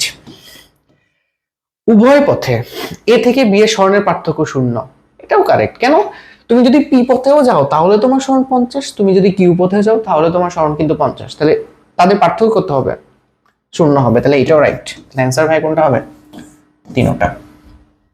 আই থিঙ্ক সরণ আর দূরত্বের টপিকটা তোমরা ক্লিয়ার হইছো, এখানে আর প্রবলেম নাই। এখন আসো আমাদের 5 নাম্বার টপিক, সেটা হচ্ছে দ্রুতি এবং বেগ। এটাও খুবই সহজ একটা জিনিস, সো আমাদের অত প্রবলেম হবে না, আমরা করি দেখি, ক্যালকুলেটরও লাগবে।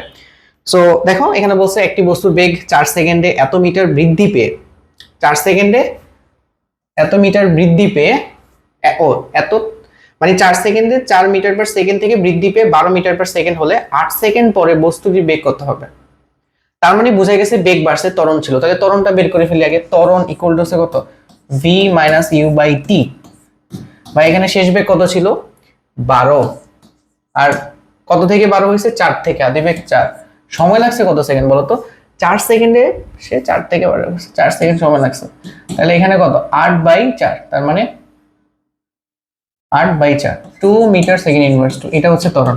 এখন বলছে হলে 8 সেকেন্ড পরে বেগ কত? তাহলে আমাদের ফর্মুলা কি? v equal to u plus at. U হচ্ছে আদিবেগ কত ছিল বলতো? আদিবেগ শুরুতে 4 ছিল, প্লাস ত্বরণ হচ্ছে এখানে 2, সময় লাগছে কত সেকেন্ড? সময় লাগছে হচ্ছে 8, 4 প্লাস 16 মানে 20। এটাই হচ্ছে অ্যান্সার। ওকে, আই গেস খুবই সহজ জিনিস, কঠিন জিনিস এখন আমরা পাই নাই। এত বেগে গতিশীল কোনো বস্তু প্রতি মিনিটে কত দূরত্ব অতিক্রম করবে? আরে খুবই সিম্পল জিনিস, অনেকে এটা নিয়ে টাইম নষ্ট করে। এটা জানো কত হয়? 3.6, 20 মিটার পার সেকেন্ড হয়। কিলোমিটার পার আওয়ারে ভাঙাইতে তোমরা অনেকে ঝামেলা করো। তোমরা জাস্ট মনে করবা যে কিলোমিটার থেকে আওয়ারে নেওয়ার জন্য, কিলোমিটার পার আওয়ার থেকে মিটার পার সেকেন্ডে নেওয়ার জন্য 3.6 দ্বারা ভাগ করে দিবা, আর কিচ্ছু করবো না, এত দ্বারা ভাগ। এটা শর্টকাট না ভাইয়া, ওই যে তোমরা যেভাবে করো ওইখান থেকে বের করা হয়েছে, এত থেকে মিনিটে 3.6 দ্বারা ভাগ করবা, এটাকে 3.6 দ্বারা ভাগ করলে 20 হয়। তাহলে বলছে 20 মিটার পার সেকেন্ড বেগে গতিশীল কোন একটা বস্তু, সো এটাকে শর্টকাট ধরে রাখতে পারো। কেন? তোমার এখানে 5 সেকেন্ড হলে তোমার টাইম বাঁচাবে, তুই 5 সেকেন্ড দিয়ে তুমি কভার আপ দিতে পারবে সামনে। এভাবে 5 সেকেন্ড করে তো বাঁচাতে হবে। এত কোনো বস্তু প্রতি মিনিটে কত দূরত্ব অতিক্রম করে? তাহলে আমাদের সমবেগে যাচ্ছে, তো এখানে ত্বরণের কথা বলছে না, সমবেগ। তাহলে s ইকুয়াল টু vt, তাহলে হচ্ছে তোমার বেগ হচ্ছে 20, সময় লাগছে 1 মিনিট মানে 60 সেকেন্ড মানে 1200। ঠিক আছে, অত কঠিন ছিল না। অতিক্রান্ত দূরত্ব পরিবর্তনের হারকে কি বলে? অতিক্রান্ত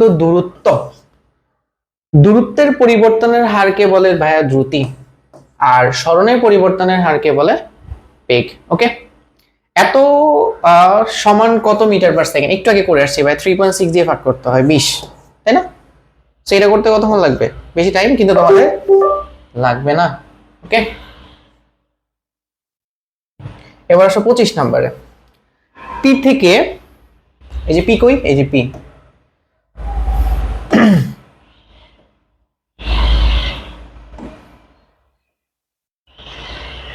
পি বিন্দু থেকে পি কিউ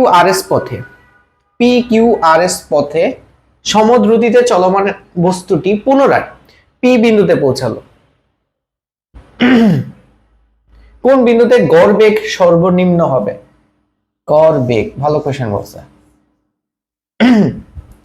কোন বিন্দুতে বেগটা হচ্ছে সর্বনিম্ন হবে? হ্যাঁ, এখন চিন্তা করো যে পি বিন্দু থেকে পি কিউ আর এস, যে পি বিন্দুতে কিউ বিন্দুতে গেল, পি থেকে কিউতে গেছে,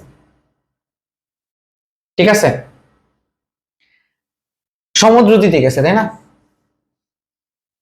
তাহলে আমাকে বলতে হচ্ছে গড় বেগ। গড় বেগ মানে কি করতে হবে ভাইয়া? গড় বেগ মানে হচ্ছে তোমাকে সরণ বের করতে হবে, সরণ ডিভাইডেড বাই সময়, তাই তো?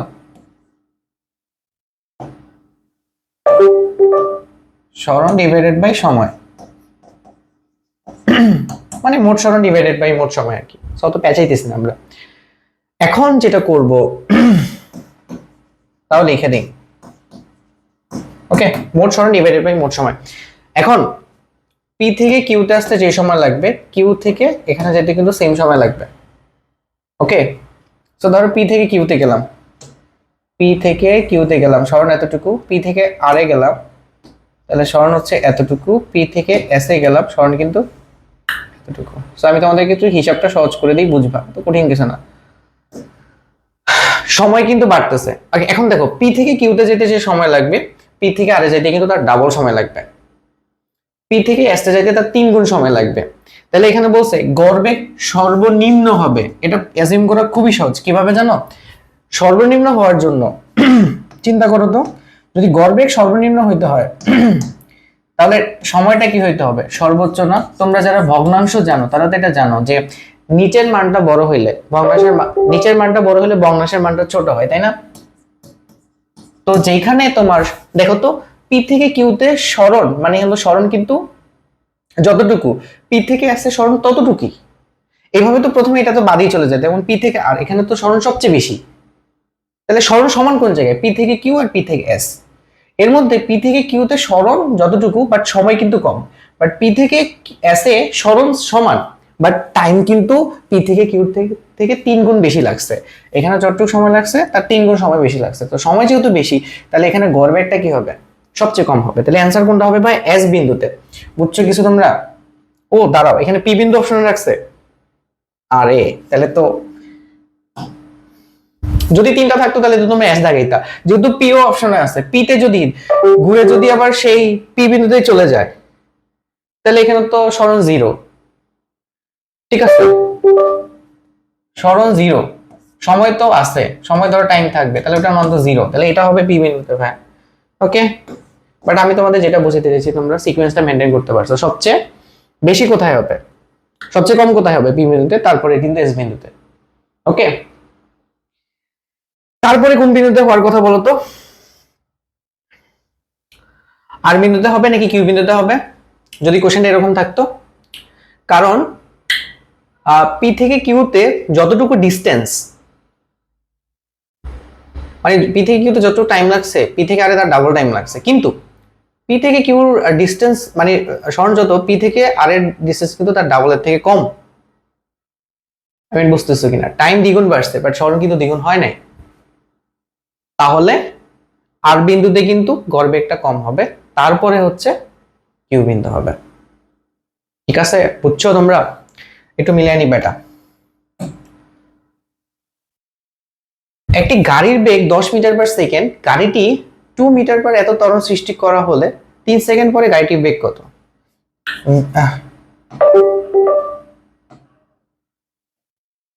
v equal to u plus at. এটা মুখে মুখে তোমরা করতে পারো, এটা আমরা কি করে দিব। ইউ হচ্ছে কত এখানে? 10 প্লাস 2, 3 সেকেন্ড পরে গেছে তাই না? 16 হবে, তাই তো? এটা করে নিও, সেম জিনিস আমরা অলরেডি করে ফেলছি। বেগ একটা, বেগ কি মৌলিক রাশি? মৌলিক রাশি কাদেরকে বলে তোমরা জানো? মৌলিক রাশি মানে সিঙ্গেল রাশি, ওর মধ্যে কোনো রাশি থাকবে না। কিন্তু বেগের মধ্যে কি আছে বলো? বেগ ইকুয়াল টু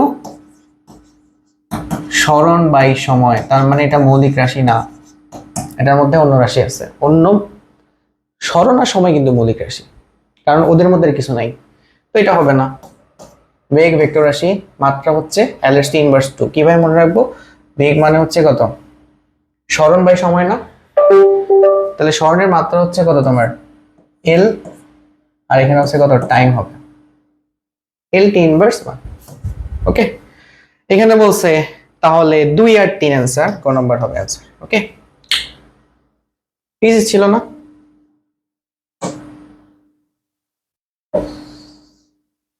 আমরা করলাম 27 নাম্বার। ওকে, বেগের পরিবর্তন হয়, বেগের পরিবর্তন, বেগের মধ্যে কি থাকে? মানও থাকে, দিকও থাকে। তার মানে মানের পরিবর্তন হলে বেগের পরিবর্তন হবে, দিকের পরিবর্তন হলে বেগের পরিবর্তন হবে, মান দিক উভয়ের পরিবর্তন হলেও বেগের পরিবর্তন হবে, তিনটা ক্ষেত্রেই হবে। ভেক্টর রাশির ক্ষেত্রে মান চেঞ্জ হলো, তোমার ভেক্টর চেঞ্জ মানে রাশি চেঞ্জ হয়, দিক চেঞ্জ হলেও তার রাশি চেঞ্জ হয়। ওকে, এবার চলো আমরা দ্বিতীয় বেগের আরেকটা টপিক আছে। গাড়িটির চতুর্থ সেকেন্ডে অতিক্রান্ত দূরত্ব কত? চতুর্থ সেকেন্ডে অতিক্রান্ত দূরত্ব বের করতে বলছে। ওকে, চতুর্থ সেকেন্ডে, এখন চিন্তা করো ওর চতুর্থ সেকেন্ডে বেগ কত ওর? আচ্ছা, চতুর্থ সেকেন্ড এটা কিন্তু 4 সেকেন্ডে বলা নাই, চতুর্থ সেকেন্ড বলছে, এটার মধ্যে কিন্তু একটা পার্থক্য আছে। তোমরা তম সেকেন্ডে অতিক্রান্ত দূরত্ব বের করা শিখছো হয়তো বা এটা আইডিয়াটা জানো। যদি আমি বলি 4 সেকেন্ড অতিক্রান্ত দূরত্ব, তাহলে তুমি 1 থেকে 4 পর্যন্ত হিসাব করবা। আর যদি বলি চতুর্থ সেকেন্ড অতিক্রান্ত দূরত্ব, ওই যে চতুর্থ সেকেন্ড কি 1 সেকেন্ড না? মানে ব্যাপারটা বুঝতেছো কিনা, কমপ্লেক্স করো না। আমি যদি বলি 4 সেকেন্ড মানে 1 থেকে 4, আর চতুর্থ সেকেন্ড মানে ওই 4 নাম্বার সেকেন্ডটা, 4 নাম্বার চতুর্থ সেকেন্ড তো একটা সেকেন্ড নাকি? ওই 1 সেকেন্ড অতিক্রান্ত দূরত্ব কত? তাহলে ধরো এটা হচ্ছে তোমার সেই প্রথম সেকেন্ড, এটা হচ্ছে তোমার দ্বিতীয় সেকেন্ড, এটা তৃতীয় সেকেন্ড, এটা হচ্ছে সেই চতুর্থ সেকেন্ড। এখন এই সেকেন্ডে সে কিভাবে চলছে ভাইয়া? সমবেগে না? সমবেগে অতিক্রান্ত দূরত্ব কত? তার বেগ ছিল 20 ছিল না? তার মানে 20, অনেকে 4 দিয়ে দিবে ভাইয়া, 4 না, এটা 1 হবে। তাহলে কত মিটার হবে? 20 মিটার। ওকে, চতুর্থ সেকেন্ডে অতিক্রান্ত দূরত্ব হচ্ছে 20 মিটার। 4 সেকেন্ড বললে প্রথমে তুমি এই যে ত্বরণের গুলো বের করে নিতা, বের করার পরে আবার কি করতা? সমবেগের ওটা করতা। ঠিক আছে, আই থিঙ্ক তোমরা এটা তো জানো যে বেগ চেঞ্জ হচ্ছে, মানে এটা সমতরণ, সরলরেখা তার মানে সমতরণ, আর যদি বক্ররেখা হইতো তার মানে অসমতরণ। এটাও সমতরণ, বাট এই ত্বরণের মান আলাদা, আর এইটা হচ্ছে সমবেগ, কারণ বেগের পরিবর্তন হচ্ছে না। ওকে, তাহলে এটা আমাদের গেল। ওকে, তারপর এবার 30 নম্বর কোশ্চেনটার দিকে একটু তাকাই, যে এখানে কি বলছে, যে ভাই বলছে গাড়িটি 1 সেকেন্ড থেকে 3 সেকেন্ডের মধ্যকার গড়বেগ কত? 1 সেকেন্ড থেকে 3 সেকেন্ড, তাহলে এই যে টাইমটুকু, তাই না ভাই? গড়বেগ বের করা লাগবে। ওকে, ও বলছে প্রথম 3 সেকেন্ডে অসমবেগে চলে। প্রথম 3 সেকেন্ডে কি অসমবেগে চলছে? দেখো তো, 0 থেকে 1 বেগ চেঞ্জ হয়েছে, 1 থেকে 2 বেগ চেঞ্জ হয়েছে, 2 থেকে 3 বেগ চেঞ্জ হয়েছে, তার মানে হ্যাঁ অসমবেগে চলছে, এটা রাইট। 2 নম্বর কোয়েশ্চেন, 1 সেকেন্ড ও 3 সেকেন্ডের মধ্যকার গড়বেগ হচ্ছে 7.5। ভাই গড়বেগ কিভাবে বের করে? গড়বেগ বের করে হচ্ছে মোট দূরত্ব মানে মোট সরণ ডিভাইডেড বাই মোট সময়। তাহলে আমাকে কষ্ট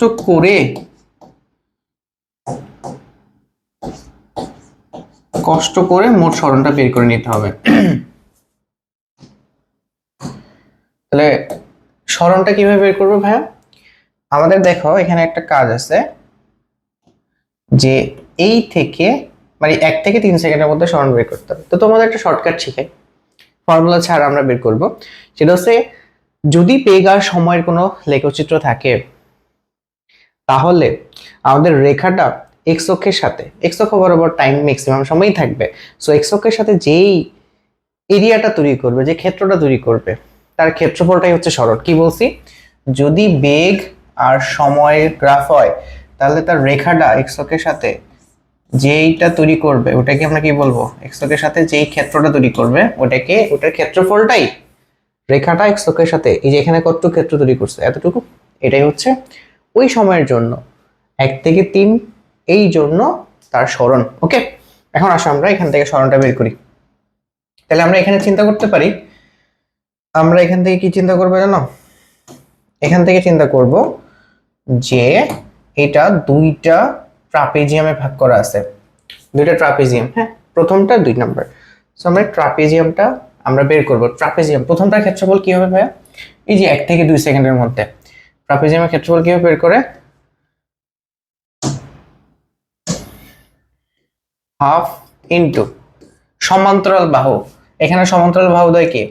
এইটা আর এইটা না, এইটা আর এইটা, এইটার মান হচ্ছে 5, এটার মান হচ্ছে 10। দেখো, তাহলে সমান্তরাল বাহুদ্বয়ের যোগফল ইনটু উচ্চতা, মানে ওই সমান্তরাল বাহুদ্বয়ের মধ্যবর্তী দূরত্ব। তাহলে সমান্তরাল বাহুদ্বয়ের মধ্যবর্তী দূরত্ব হচ্ছে 1। ঠিক আছে, ওকে। এটার সাথে প্লাস হবে কি? এইটার ক্ষেত্রফল, পরেরটা একটা ট্রাপিজিয়াম, কারণ এক জোড়া সমান্তরাল বাহু আছে, তাহলে হাফ ইনটু সমান্তরাল বাহুদ্বয়ের যোগফল। সমান্তরাল বাহুদ্বয় কে কে? এখানে দেখো, এটার মান 10, এটার মান হচ্ছে 20, তাহলে 10 প্লাস 20, আর তাদের মধ্যবর্তী দূরত্ব কতটুকু দেখো তো, 2 থেকে 3, দূরত্ব হচ্ছে 1, মানে সমান্তরাল বাহুদের মধ্যবর্তী দূরত্ব। তাহলে এই দুইটা যোগ করলে আমার হয়ে যাচ্ছে। এখন যোগ করে দেখি কত হয়, যে 10, সরি এটা 15 হয়, 15 কে 1 দিয়ে গুণ করলে তো 15ই থাকবে, 15/2 7.5 প্লাস এখানে হয় কত, 30 কে যদি আমরা 2 দিয়ে ভাগ করি, 30 কে 2 দিয়ে ভাগ করলে হবে 15, তার মানে 22.5 হয় ভাই। টোটাল অতিক্রান্ত দূরত্ব হচ্ছে 22.5। তাহলে দেখো তো, 1 থেকে আমাকে বলছে 1 ও 3 সেকেন্ড, মানে 1 থেকে 3 সেকেন্ডের করবে।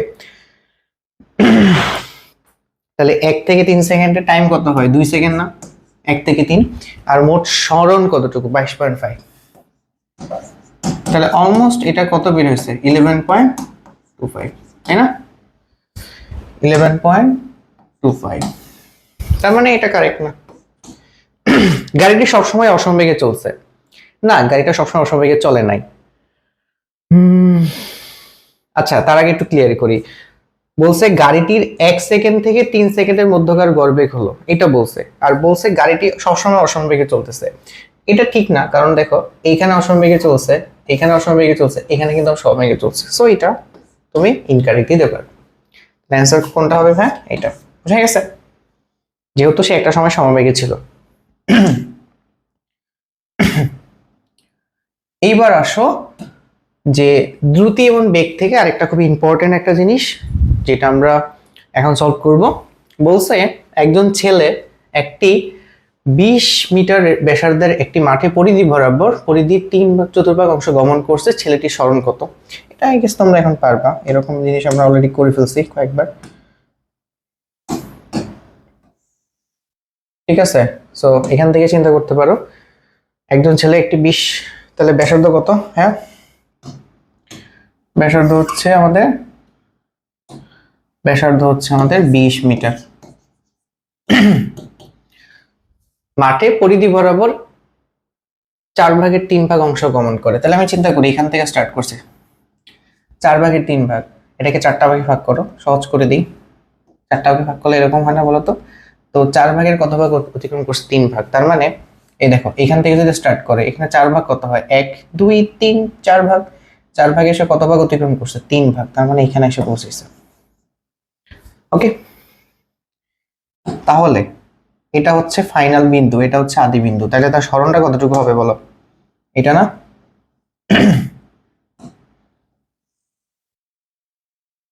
আদি আর ফাইনাল বিন্দুর মধ্যকার দূরত্ব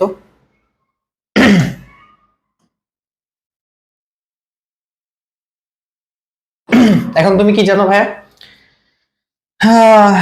যে বৃত্তের কেন্দ্র 360 ডিগ্রি, এটাকে 4 ভাগে ভাগ করলে প্রত্যেকটা কোণ কত করে হয়, 90 ডিগ্রি করে হয়। তাহলে এই কোণটা কত ডিগ্রি, 90 ডিগ্রি। তাহলে এটার রেডিয়াস কত, ব্যাসার্ধ কত, আর তাহলে এই সরণটা কত হবে বলো তো? এটা পিথাগোরাস অ্যাপ্লাই করলে কত হয়, √, লম্ব স্কয়ার প্লাস ভূমি স্কয়ার, অতিভুজের মান। তাহলে 20 স্কয়ার প্লাস 20 স্কয়ার, এটাই হচ্ছে সেই সরণের মান।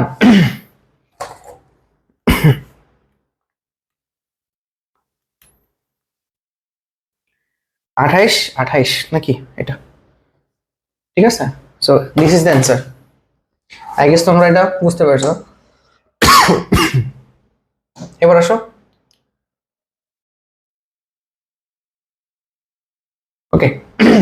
ত্বরণের মাত্রা কোনটা, খুব ইম্পর্টেন্ট কোশ্চেন, মাঝে মাঝে চলে আসে। ভাই ত্বরণ মানে কি?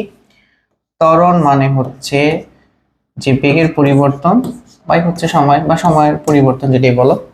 তাহলে বেগের হচ্ছে কত, বেগেরটা কত, এটাকে আমরা পড়ে আসছিলাম, মনে আছে কিনা দেখো, এল টি ইনভার্স 1, আর টাইমের হচ্ছে কত হয়, টাইমের টি। তাহলে টোটাল কত হয়, এল টি ইনভার্স 2। একটু আগে আমরা পড়ে আসছি এল টি ইনভার্স 1, ওই হিসাবে আমি এটা ডিরেক্টলি লিখে দিলাম। ওকে, এটা আনসার। ত্বরণের একক কোনটা হবে, মিটার সেকেন্ড ইনভার্স 2। কিভাবে, ওই যে এটার একক হচ্ছে কত, metre second inverse, metre per second, আর এটা হচ্ছে second, ultimately metre per second square আসে।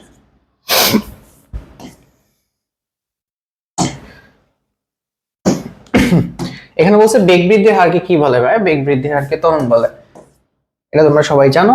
একটি গাড়ির বেগ, পরেরটা আসো, একটা গাড়ির বেগ 2 মিনিট স্থির অবস্থা থেকে বেড়ে 90 কিলোমিটার/আওয়ার হয়েছে, গাড়িটিতে ত্বরণ কত? এত এত সহজ ম্যাথ, তোমরা এখানে একটা টাইম ওয়েস্ট করবে, বলো। 2 মিনিট, 2 মিনিট মানে কত? 120, শেষ। আদি বেগ 0, শেষ বেগ হচ্ছে কত? 90 কে কত দিয়ে ভাগ করবা? 3.6 দিয়ে ভাগ করবা, শেষ। 90 ভাগ 3.6 যা আসে 25। তাহলে 25 বাই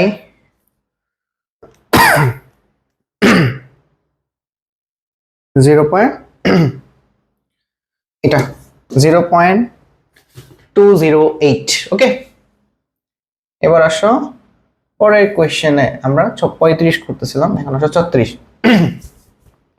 তো আমাদের নতুন একটা টপিক শুরু হয়েছে, এই টপিকটার নাম হচ্ছে ত্বরণ। টপিক শুরু হয়ে গিয়েছিল, তাই না? তো এই টপিকের নাম, টপিকটা লেখা হয় নাই, টপিকের নাম হচ্ছে ত্বরণ। আমাদের নতুন টপিকের নাম হচ্ছে ত্বরণ। ওকে, 36 সলভ করি। বলছে কোন একটা স্থির বস্তুতে এত ত্বরণ সৃষ্টি করলে কত সময় পর এত বেগ প্রাপ্ত হবে? এটা হচ্ছে ত্বরণের মান ভাইয়া, কত সময় পর এত বেগ প্রাপ্ত হবে।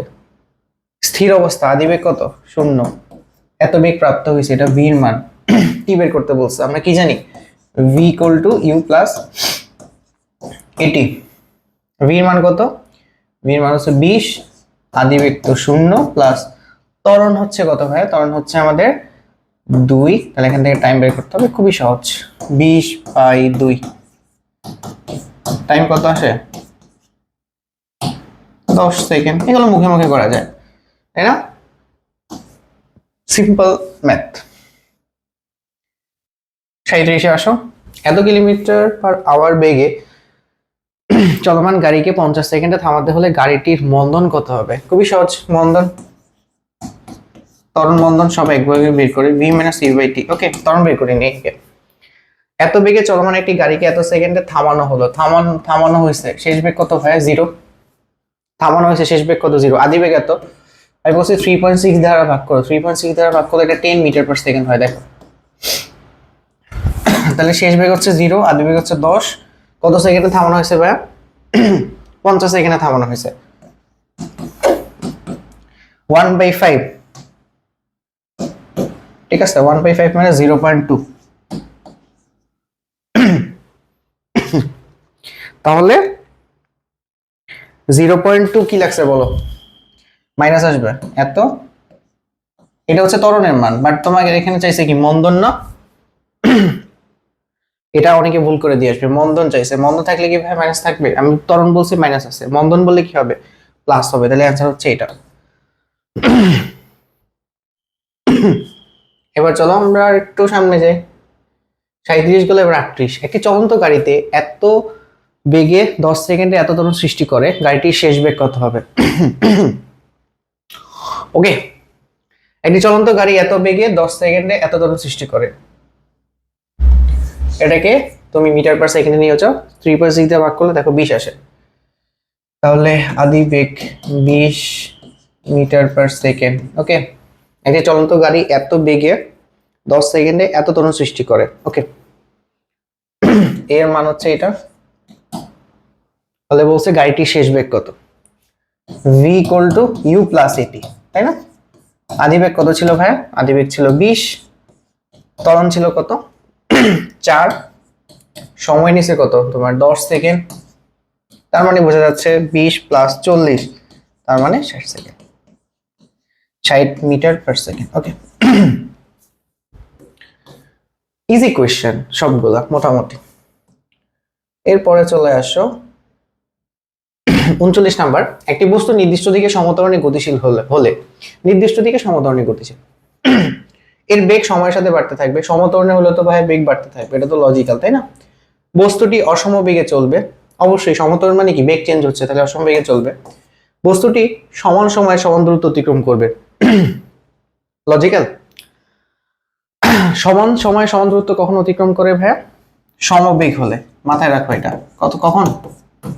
সমবেগ। সমবেগে বলছি আমি 10 meter, sorry 10 meter per second, মানে কি প্রতি সেকেন্ডে 10 মিটার, প্রতি সেকেন্ডে 10 মিটার, প্রতি সেকেন্ডে 10 মিটার, বাট এটা তো ত্বরণ। তোমার তো বেগ প্রথম সেকেন্ডে যদি 10 মিটার হয়, পরের সেকেন্ডে দেখা গেছে যে বেগ হচ্ছে 15 মিটার, মানে পার সেকেন্ড। ওকে, বেগ চেঞ্জ হয়ে যাচ্ছে, তখন কিন্তু ডিস্টেন্স বেশি অতিক্রম করবে। প্রথম সেকেন্ডে যেটা অতিক্রম করছে, পরে ডিস্টেন্স আরো বেশি অতিক্রম করবে। এই জন্য যখন কোনো বস্তু সমবেগে যায়, তখন সমান সময়ে সমান দূরত্ব অতিক্রম করে, বাট ত্বরণের ক্ষেত্রে কখনোই সমান সময় সমান দূরত্ব অতিক্রম করে না। তাহলে অ্যান্সার কত হবে? ক নাম্বার। এবার আসো 40 নাম্বার। একটি পাথরকে সুতা দিয়ে বেঁধে মাথার উপর ঘোরালে, এভাবে ঘুরাইতেছো, তাহলে ক্রমাগত কি দিক পরিবর্তন হয় না? পাথরটাকে যে ঘুরাইতেছো, আমরা জানি বৃত্তাকার পথে কখন যদি কোনো বস্তু যদি ঘোরে, তাহলে তার ডাইরেকশন কি হয়, তোমরা জানো এটা? বৃত্তাকার পথে কোনো বস্তুকে যদি আমরা ঘুরাই, তার ডাইরেকশন কখন হবে, কি হবে? ধরো এই পয়েন্টে আছে, তাহলে তার বেগের ডাইরেকশন হবে এইদিকে। এই পয়েন্টে আছে, তার বেগের ডাইরেকশন হবে এইদিকে। এই পয়েন্টে আছে, তার বেগের ডাইরেকশন হবে এইদিকে। স্পর্শক বরাবর হয়। তো প্রতি মুহূর্তে কিন্তু ডাইরেকশন বা দিক চেঞ্জ করছে, তাহলে আমরা বলতে পারি ক্রমাগত দিক পরিবর্তন করবে, এটা সত্য। তারপরে বলে কি ত্বরণ সৃষ্টি করে একটি পাথরকে সুতা দিয়ে বাঁধা। হ্যাঁ, এটা মনে রাখবা, যেহেতু দিক পরিবর্তন হয়, কিসের দিক? কার দিক? বেগের দিক। তোমরা পড়ছো যে বেগের পরিবর্তনের হারকে ত্বরণ বলে, সেটা বেগের মানের পরিবর্তনের হারকেও ত্বরণ বলে, বেগের দিকের পরিবর্তনের হার সেটাও কি তোমার ত্বরণ ত্বরণ হয়। ঠিক আছে, তাহলে এটা তো অবভিয়াসলি ত্বরণ সৃষ্টি করবে। মান পরিবর্তন করলেও সেটা পরিবর্তন, দিক পরিবর্তন করলেও সেটা পরিবর্তন, ভেক্টরের ক্ষেত্রে। সুষম বেগে চলতে থাকবে। সুষম বেগে চলতে থাকবে এটা আমরা বলতে পারি না। কেন সুষম বেগে চলতে? এটা তুমি বলতে পারো সুষম দ্রুতিতে চলবে, মানে তার বেগের মানটা সমান থাকবে, বাট বেগের দিক কিন্তু চেঞ্জ হয়। সো একটা ভেক্টরকে তখনই আমরা সুষম বলবো যখন মানও চেঞ্জ হবে না, দিকও চেঞ্জ হবে না। বাট এখানে কিন্তু মান চেঞ্জ না হইলেও দিক কিন্তু চেঞ্জ হবে। সো এটা সুষম বেগে চলতে থাকবে না। বুঝছো? অ্যান্সার কত হবে? 1 আর 2। আই থিঙ্ক তোমাদের ক্লিয়ার করতে পারছি ব্যাপারটা। এবার আসো ত্বরণ। ত্বরণ হলো কি রাশি? ভাই একটা লব্ধ রাশি। লব্ধ রাশি কেন? অনেকগুলো রাশি থেকে পাওয়া যায়। আমরা বলছি না ত্বরণ মানে কি? ত্বরণ মানে হচ্ছে ডেল ভি বাই টি। এখানে বেগ আছে, সময় আছে, বেগকে ভাঙলে আবার সরণ আছে, সময় আছে। এই জন্য অনেকগুলা মৌলিক রাশি থেকে পাওয়া গেছে, তাই এটা লব্ধ রাশি। এটা কি স্কেলার রাশি? জীবনেও না। এটা একটা ভেক্টর রাশি। তাহলে অ্যান্সার কত হবে ভাই? 1 আর 3। ঠিক আছে, 42 নম্বরে চলে আসো। 42-43 মানে দুইটা এমসিকিউ আছে এখানে। ঢাকা বোর্ড 23 এর কোয়েশ্চেন। তো এখানে বলছে গাড়িটির সর্বোচ্চ গতিশক্তি কত? গতিশক্তির ফর্মুলা কি? হাফ এমভি স্কোয়ার, তাই না? তাহলে গতিশক্তি কখন বেশি হবে? যখন তোমার ভর কি চেঞ্জ হয় কোনো একটা জিনিসের, ভর তো চেঞ্জ হয় না, তাহলে বেগ বেশি হলে গতিশক্তি বেশি হবে। তাহলে এখানে সর্বোচ্চ বেগটা আমরা খুঁজে বের করব। 0, 20, 40, 40, 40, 40, 30, 20। ওকে, তার মানে সবচেয়ে বড় বেগ হচ্ছে 40। তাহলে এখানে 40 বসায় দাও। হাফ বল হচ্ছে কত?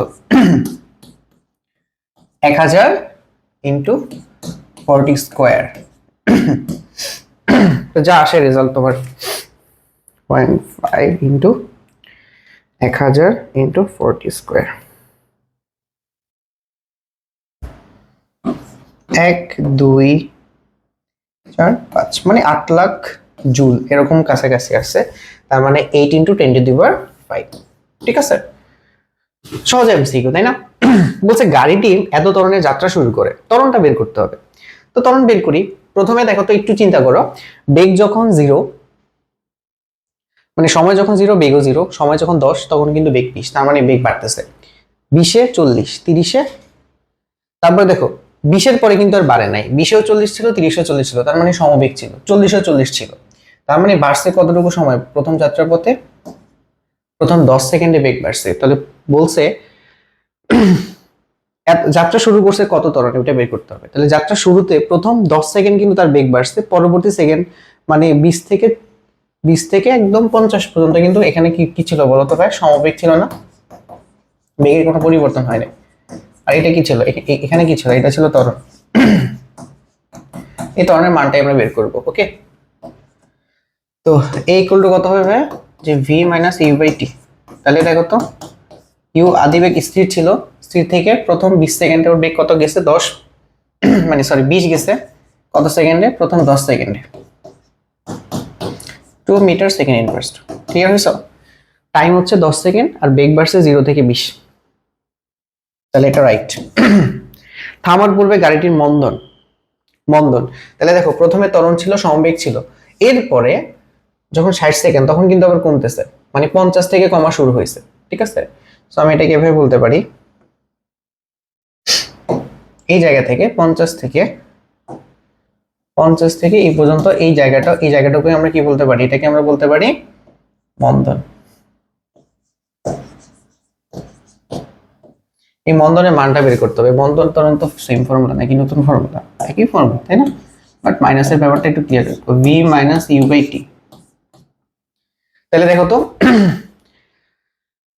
50 ছিল না, মানে 50 টাইম যখন 50 তার বেগ ছিল 40, তারপরে কমা শুরু হয়েছে একবারে 90 মধ্যে গেছে। তাহলে এখানে কত সেকেন্ড ভাইয়া? 50 থেকে 60, 10 20 30 40 সেকেন্ড কিন্তু অনেকে তোমরা তাহলে কত আসছে নিচে, নিচে হলো 40,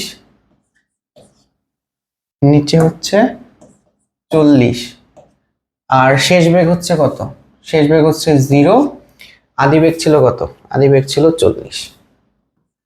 হ্যাঁ, তাহলে ত্বরণ কত ছিল ভাইয়া? আদি বেগ ছিল কত? 40। তাহলে এখান থেকে দেখো, এখান থেকে তুমি যদি হিসাব করো -1, ত্বরণ এত আসে। ত্বরণ যদি এত আসে তাহলে মন্দনও কত হবে? সমবেগে 1200 মিটার পথ অতিক্রম করে। খুবই সিম্পল, সমবেগে s ইকুয়াল টু কত হয় ভাই? vt হয় তাই না? তাহলে vt কিভাবে করবো আমরা? এখান থেকে দেখো সমবেগ কোন জায়গা থেকে গেছিল, 20 থেকে কত পর্যন্ত সমবেগ ছিল? একদম 50 পর্যন্ত তাই না? 20 সেকেন্ড থেকে 50 সেকেন্ড পর্যন্ত দেখো 40 40 40 40 সমবেগে ছিল। তাহলে এখানে কত সেকেন্ড? 10 20 30 সেকেন্ড, তাহলে টাইম হচ্ছে 30। 20 থেকে একবারে 50 পর্যন্ত সমবেগে ছিল, আর বেগ হচ্ছে কত? 40, তার মানে 1200। তার মানে তিনটাই কারেক্ট তাই তো? 1 2 3 তিনটাই কারেক্ট হবে। সো এটা ছিল মোটামুটি অ্যান্সার। আই গেস অত কঠিন না, তোমাদের সহজ। এটা করতে কিন্তু একটু টাইম লাগছে তাই না? এবার চলো আমরা একটা উদ্দীপক থেকে দুইটা এমসিকিউ সলভ করি। তো এখানে বলা হয়েছে দেখো ভাই, যে বুলেট আছে পি আর কিউ এবং তাদের আদিবেগ দেওয়া আছে, একটা এক্স মানে মান দেওয়া নাই, আর এটা হচ্ছে 200 মান দেওয়া আছে। বুলেটের স্মরণ হয়েছে 40.5 আর 50। তাই এখানে বলছে কিউ এর মন্দ নির্ণয় করো। কিউ মানে হচ্ছে এটা, কিউ এর মন্দ নির্ণয় করতে বলছে। তাহলে কিউ এর জন্য দেখো তো আদিবেগ দেওয়া আছে, আদিবেগ হচ্ছে কত? 200। কিউ এর স্মরণ হচ্ছে কত? 50 মিলিমিটার। আর একটা বুলেট আদিবেগ এত নিয়ে এত স্মরণ ঘুরছে, তাহলে বুলেটটা থেমে গেছে না? থেমে যেহেতু গেছে তার মানে শেষ বেগটা কত? 0। এখন তাহলে আমরা যদি ফর্মুলা ইউজ করি, যেহেতু এটা টাইম নেই, টাইম ছাড়া একটা ইকুয়েশন আছে, ইকুয়েশনটা হচ্ছে কত? ভি স্কোয়ার ইকুয়াল টু কত হবে? U square plus 2as। এখান থেকে আমাকে বের করতে হবে কি ভাই? মন্দন, এর মান বের করতে হবে, মন্দন বা ত্বরণ যেটা একটা বের করলেই হবে। তাহলে v square minus u square divided by 2s, এইটার মানই হচ্ছে কি তোমার সেই এর মান। তো মানগুলো বসায় দাও। আমরা যদি শেষ বেগ হচ্ছে কত? 0 স্কোয়ার আর আদি বেগ হচ্ছে 200 স্কোয়ার ইকুয়াল টু এ, আর নিচে আসবে 2 ইন্টু এস। এস এর মান হচ্ছে কত? 50, মানে হলো 50 রে যদি আমরা মিটারে নেই, সবগুলো তো এসআই ইউনিটে নিতে হবে তাই না? তাহলে কত আসবে? 10 ইনভার্স 50 এর মিটার নিলে কত আসবে? যে 10 ইনভার্স 3। ওকে, সো আলটিমেটলি দেখো এখান থেকে রেজাল্টটা কত আসে, যে minus 200 square divided by 2 into 50 into 10 inverse minus 3, 4 lakh. ঠিক আছে, অলমোস্ট এটা আসে, যে এর ভ্যালু আসে -4 ইন্টু 10 টু দি পাওয়ার 5। তাহলে এটা হচ্ছে অ্যান্সার। ওকে, এত ত্বরণ আসে। কিন্তু এখানে আবার দেখো এর মান, মানে তোমার ত্বরণের মান আসছে মাইনাস, কিন্তু এখানে চাইছে মন্দন, সো তুমি প্লাস কিন্তু লাগাবা, আবার মাইনাস লাগালে কিন্তু এখানে শেষ। তো এই সকল জিনিস একটু মাথায় রাখতে হবে। বুলেটের ক্ষেত্রে এখন বলছে এক্স এর মান বের করতে 180, এটা হয় কিনা এটা আমরা চেক করব। ওকে, তো এই যে এক্স এর মানটা 180 হয় কিনা, তাহলে দেখো এটা হচ্ছে আদিবেগ ভাইয়া, তাই না? ওকে, আদিবেগ। এটা হচ্ছে পি এর জন্য সরণ এস, আর এটা শেষ বেগ হচ্ছে আমরা 0, তাই জানি, কারণ এত মিটার অতিক্রম করার পর তো থেমে যাবে, তাহলে আমাদেরকে এখানে বের করতে হবে এক্স এর মান, আদিবেগ। তো আমরা জানি যে v square equal to u square plus 2as।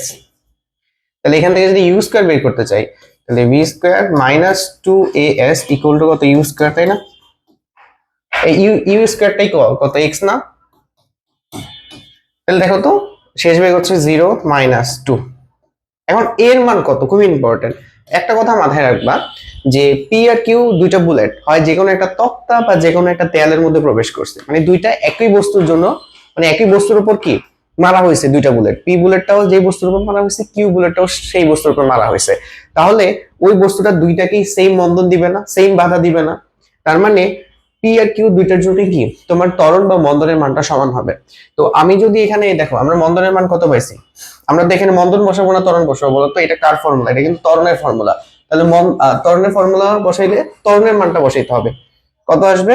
-4 × 10⁵ into একটা জিনিস আছে এস, এস এর মান হচ্ছে কত, 40.5 ইন্টু 10⁻3, এটাকে কিসে নিয়ে যেতে হবে, মিটারে, ইকুয়াল টু এক্স স্কোয়ার। এবার দেখো এখান থেকে কত আসে। ওকে, এটা একটা ব্র্যাকেটের মধ্যে আছে, তাহলে আমরা জাস্ট গুণ করে দিই 2 × 4 × 10⁵ ইন্টু 40.5 ইন্টু 10⁻³ ঠিক আছে। তাহলে 32400 এত আসছে। এটা কার মান আসছে? এক্স স্কোয়ারের মান। তাহলে এক্স এর মান কত হবে? ঠিক আছে, এটা হলো এক্স স্কোয়ারের মান, তাহলে এক্স এর মান কত হবে, যে √180। ওকে, মিটার/সেকেন্ড। তাহলে এটা কারেক্ট। তারপর বলছে পি ও কিউ একই পরিমাণ বাধা সম্মুখীন হবে। হ্যাঁ, কারণ দুইজনের কিন্তু সেম পরিমাণ তোমার ত্বরণ দেওয়া হবে বিপরীতমুখী, তাই না? মানে আমাদের যে কাঠ বা দেয়াল যেটার কথাই বলি, ওটা তো সেম ম্যাটেরিয়ালে তৈরি। সো ওই ম্যাটেরিয়াল গুলো পি কে যে পরিমাণ বাধা দিবে, মানে হচ্ছে মানে মন্দন দিবে, কিউ কে সেম পরিমাণ মন্দন দিবে, এটা আমরা অলরেডি জানি। তাহলে পি আর কিউ একই পরিমাণ বাধার সম্মুখীন হবে, পি কিউ একই সময়ে থামবে, এটা কি পসিবল কখনো? তুমি লজিক্যালি একটা কথা চিন্তা করো ভাইয়া, যে তুমি একটা দেয়ালের মধ্যে বুলেট মারছো, তাহলে দুইটার বেগ তো আলাদা। বেগ যদি আলাদা হয় তাহলে কি একই সময় থামার কথা, যদি ত্বরণ তোমার সমান? অথবা একটা গাড়ির কথা চিন্তা করো, একটা গাড়ির যে রাস্তা দিয়ে চলে, সো ওইটার বাধানকারী বল মানে বাধানকারী ত্বরণ তো সমান, তাহলে গাড়ি ব্রেক করুক, একটা গাড়ি একটা ট্রাক ব্রেক করলো, তাহলে কোনটা আগে থামবে? অবভিয়াসলি যেটার বেগ কম সেটা আগে থামবে, যেটার বেগ বেশি ওটা পরে থামবে। তাহলে অবভিয়াসলি কি হবে, এটা একই সময় থামবে না, তাহলে 1 আর 2 অ্যান্সার। বুঝছো? আই গেস তোমরা এটা ক্লিয়ার হয়েছে। ওকে, এবার আসো পরবর্তীতে যাই। আমাদের এখানে বলছে আমাদের এবি অংশের গতিবেগের প্রকৃতি কেমন। তো এখানে দেখো বেগ আর সময়ের লেখচিত্র দেওয়া আছে। তো আমরা জানি বেগ, দেখো তো যখন সময়ের সাথে বেগটা বাড়তেছে না, তার মানে এটা হচ্ছে ত্বরণ। এবং কি ধরনের ত্বরণ হবে ভাই? সমত্বরণ, যেহেতু এটা সরল রেখা। তারপরে বি থেকে যখন সি তে গেছে তখন বেগের চেঞ্জ হয় না, তার মানে এটা কি বেগের চেঞ্জ হয় না, এটা সমবেগ। তাহলে বলছে এ থেকে বি অংশের গতিবেগের প্রকৃতি কেমন হবে, এটা অবভিয়াসলি ত্বরণ এবং সমত্বরণ, তার মানে এটা হচ্ছে অ্যান্সার। ওকে, এবার আসো লেখচিত্রের বিসি অংশের বেগ অপরিবর্তনীয়, বিসি অংশের বেগ পরিবর্তন হয় না, এটা কারেক্ট। এবি অংশের ত্বরণ হচ্ছে 2, এবি অংশের ত্বরণ বের করতে হবে। তাহলে ভাই ত্বরণ কিভাবে বের করে? ত্বরণ ইকুয়াল টু হচ্ছে যে প্রথমে কি, যে এইটা এবি অংশের শেষ বেগ হচ্ছে কত, শেষ বেগ হচ্ছে তোমার 20, আর আদি বেগ হচ্ছে কত, আদি বেগ হচ্ছে 0, আর টাইম লাগছে 10 সেকেন্ড। হ্যাঁ, তার মানে 2, তার মানে এটাও কারেক্ট। প্রথম 20 সেকেন্ডে অতিক্রান্ত দূরত্ব 200, এটা আমরা কিভাবে করবো? শর্টকাটের মাধ্যমে করে ফেলবো। আমরা তো ঝামেলা পেঁচাবো না। আমরা কি করবো? প্রথম 20 সেকেন্ড মানে 0 থেকে 20 আমরা পুরাটা এরিয়া বের করে ফেলবো, তোমাদের যে শর্টকাট দেখানো হয়েছে। তো আমরা একটু হেল্প নেই। দেখো আমরা কি করব, যে প্রথমে এই এরিয়াটা বের করব। প্রথমে আমরা কি করব, যে প্রথমে আমরা এই এরিয়াটা বের করে ফেলবো। দুইটাকে আলাদা সেপারেশনে ভাগ করে নিলাম। তো আমরা আগেই বলছিলাম, এরকম ম্যাথ অলরেডি তোমাকে করানো হয়েছে, যে বেগ আর সময়ের যে গ্রাফ মানে হলো যে গ্রাফ হবে, ওই গ্রাফটা এক্স অক্ষের সাথে তো সময় থাকে, যেই ক্ষেত্রটা তৈরি করবে ওই ক্ষেত্রের ক্ষেত্রফলটাই হচ্ছে তোমার সরণ। ওকে, তাহলে আমরা দুইটা পার্টে ভাগ করি। প্রথম পার্ট এই যে এতটুকু অংশের ক্ষেত্রফল, ঠিক আছে? তাহলে কত হবে, যে এতটুকু অংশের ক্ষেত্রফল আমরা বের করি, দেখো হাফ ইন্টু ত্রিভুজ না, তাহলে ভূমি হচ্ছে 10, উচ্চতা হচ্ছে 20, এটার সাথে প্লাস হবে। পরেরটা কি? পরেরটা দেখো, এটা আয়তক্ষেত্র কত? আয়তক্ষেত্র হচ্ছে ভূমি হচ্ছে দেখো 10 থেকে 20 কত? 10। আর উচ্চতা কত হবে? উচ্চতা বলতে পারো বা দৈর্ঘ্য বলতে পারো, দৈর্ঘ্য প্রস্থ বলতে পারো, সমস্যা নাই। এখান থেকে এখানে ডিসটেন্স হচ্ছে 20। এই তো, তাহলে দেখো কত আসে এখানে, 10 আর 20, এখানে 200 আসে, 200/2, তার মানে 100 প্লাস এখানে আসবে কত, 200, তার মানে কত আসে, 300 মিটার, তাই না? 300 মিটার আসে, তাই তো আসতেছে। আমরা চেক করে নিই, এখানে 10, 20, 200, এখানে 10, 20, হ্যাঁ, তার মানে এটা হবে না। ওকে, 300 মিটার আসে। তাহলে অ্যান্সার কত হয়? অ্যান্সার হবে হচ্ছে আমাদের 1/2। তো এই শর্টকাট গুলো আমরা ইউজ করতে পারলে আমাদের কিন্তু খুব তাড়াতাড়ি ম্যাথ গুলো সলভ হয়ে যাবে। এবার আসো পড়ো 4849, গাড়িটির ত্বরণ কত?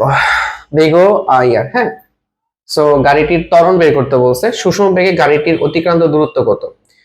আচ্ছা, গাড়িটির ত্বরণ বের করতে বলছে, কিন্তু এখানে কি ক্লিয়ারিফাই করছে কোন জায়গায় ত্বরণ বের করব? আচ্ছা, আমরা প্রথম দাগে বের করি। এটা মেবি হচ্ছে তোমার মিস করে গেছে, তো প্রবলেম নাই, আমরা চেক করে নিই। এখান থেকে এই অংশটুকু ত্বরণ বের করি। ভাই ত্বরণ ইকুয়াল টু ভি, শেষ বেগ কত? শেষ বেগ হচ্ছে দেখো তো 4। আদিবেগ কত ছিল বলো তো? আদিবেগ ছিল 0 ডিভাইডেড বাই টাইম মানে 10, মানে 0.4। আর এই অংশে যদি ত্বরণ বের করি, এটা যদিও বলে নাই, মানে শুরুর দিকেরটাই বলছে এখানে হয়তো বা, ও এ অংশের ত্বরণ, ঠিক আছে? ও এ অংশের ত্বরণ, এটাই চাইছে।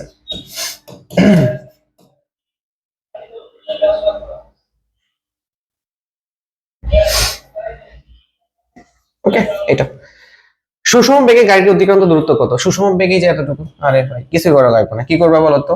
এটার এরিয়া বের করে ফেলবে। এটার এরিয়া কতটুকু? এটা সুষম বেগ কেমনে বুঝছো? এটা বেগের পরিবর্তন হয় নাই। তার মানে এখানে দেখো, এটার দৈর্ঘ্য হচ্ছে 10 আর এটা হচ্ছে 4, তাহলে 10 ইন্টু 4 মানে 40। শেষ, এটা অ্যান্সার। ক্লিয়ার? খুবই সহজ। এবার আসো, আমাদের এটা টপিক 6 গেছে, এবার টপিক নাম্বার এটা 7 হবে। এটা টপিক নাম্বার হবে 7। ওকে, এই 7 নাম্বার টপিক।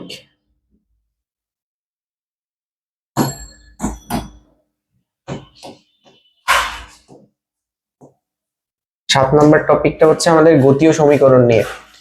যে আমাদের দেখো গতীয় সমীকরণ, আমরা যে গতির যে সমীকরণগুলো পড়ছি ওটা নিয়ে আমরা একটু আলোচনা করব। তো দেখো, স্থির অবস্থান থেকে একটি ট্রেন এত সমান্তরালে চলার সময় এত দূরত্ব অবস্থিত একটি পোস্টকে কত বেগে অতিক্রম করবে? খুবই সিম্পল ভাই, কিছুই নাই। আদিবেগ দেওয়া আছে তোমার 0, আদিবেগ 0 দেওয়া আছে, আর এত ত্বরণে এর মান দেওয়া আছে, চলার সময় এত দূরত্বে এস এর মান দেওয়া আছে, এত দূরত্ব অতিক্রম করার পরে কত বেগে, মানে একটি পোস্টকে কত বেগে অতিক্রম করবে। তাইলে দেখো তো, এখানে কি কোনোভাবে টাইম দেওয়া আছে? টাইম ছাড়া একটা ইকুয়েশন হয়, এটা এগুলা নিয়ে চিন্তা করা যাবে না। তোমরা কি করবে জানো? যখন এরকম শেষ বেগ দুইটা দিয়ে ফর্মুলা দিয়ে বের করে যায়, ইউ প্লাস এটি, এখানে তো টাইম নাই। আরেকটা ফর্মুলা হচ্ছে যে ধরো যদি তোমার টাইম না দেওয়া থাকে, টাইম ছাড়া একটা ইকুয়েশন আছে, চারটা ইকুয়েশন বা 5টা ইকুয়েশনের মধ্যে, সেটা হচ্ছে এইটা, যেটার মধ্যে কোনো টাইম নাই। সো যখনই দেখবা যে প্রশ্নে তোমার টাইম বলে নাই, তখন এই সূত্রে চলে যাবা উইদাউট কোনো চিন্তা ভাবনা না করো, ঠিক আছে? কারণ এমসিকিউতে তোমাকে টাইম বাঁচাইতে হবে। তাহলে দেখো, স্থির অবস্থান থেকে, তাহলে 0² প্লাস 2 ইন্টু ত্বরণ হচ্ছে 20 ইন্টু সরণ হচ্ছে 250। শেষ। তাহলে ভি রুট ওভার করলেই হয়ে যাচ্ছে এটা, ঠিক আছে? রুট ওভারও দেখো যা আসে তাই। একবারে করে ফেলি, হ্যাঁ, আমরা একবারই করে ফেলি। এটা হলো ভি স্কোয়ার, হ্যাঁ, তাহলে root over of 2 into 20 into 250 100 এটা, হ্যাঁ 100। এই যে এখানে আবার একটা, অনেকে আবার একবারে উত্তেজনায় এইটা দাগায় ফেলো না, এটা ভাই বেগ না, এটা ত্বরণ, কিভাবে বুঝবা? এই যে এককটা দেখো, তাহলে এটা হবে आंसर। ওকে, আই গেস আমরা সামনের দিকে আগাইতে থাকি। ওকে, 7 নাম্বার টপিক এটা 7। এবার আসো, স্থির অবস্থার মধ্যে সুষম ত্বরণে চলমান কোনো বস্তুর বেগ, স্থির অবস্থান মানে আদিবেগ শূন্য, স্থির অবস্থান থেকে সুষম ত্বরণে চলমান কোনো একটা বস্তুর যে বেগ হবে তার মানে ভি। ওকে, সেই বেগটা সময়ের বর্গমূলের সমানুপাতিক। দেখো তো ভি ইকুয়াল টু কত, ইউ প্লাস এটি না? তার মানে ইউ যদি তোমার 0 হয় তাহলে ভি ইকুয়াল টু কত, এটি। ভি সমানুপাতিক টি হয় না? বাট এখানে বলছে কি সময়ের বর্গমূলের সমানুপাতিক, না সময়ের সমানুপাতিক, এটা তাহলে ভুল। সরণের বর্গমূলের সমানুপাতিক। বেগের আরেকটা তো ফর্মুলা হয় কি বলতো, ভি স্কোয়ার ইকুয়াল টু কত, ইউ স্কোয়ার প্লাস 2as। তাহলে দেখো তো ভি স্কোয়ার আদিবেগ তো শূন্য, তার মানে 2as। তাহলে এখানে বলছে সুষম ত্বরণে, সুষম ত্বরণ মানে কি? সুষম ত্বরণ মানে তো এটা কনস্ট্যান্ট, তাই না? সুষম ত্বরণ মানে কি? সুষম ত্বরণ মানে হচ্ছে হ্যাঁ যে আমার এ হচ্ছে কনস্ট্যান্ট, আবার 2 ও তোমার কি কনস্ট্যান্ট না? তাহলে দেখো তো এখানে কি লেখা যায়, ভি স্কোয়ার সমানুপাতিক এস, তার মানে ভি সমানুপাতিক অফ রুট ওভার এস লেখা যায়। এটাই আমাকে জানতে চাইছে এখান থেকে, জানতে চাইছে কি, এটাই আমাকে জানতে চাইছে।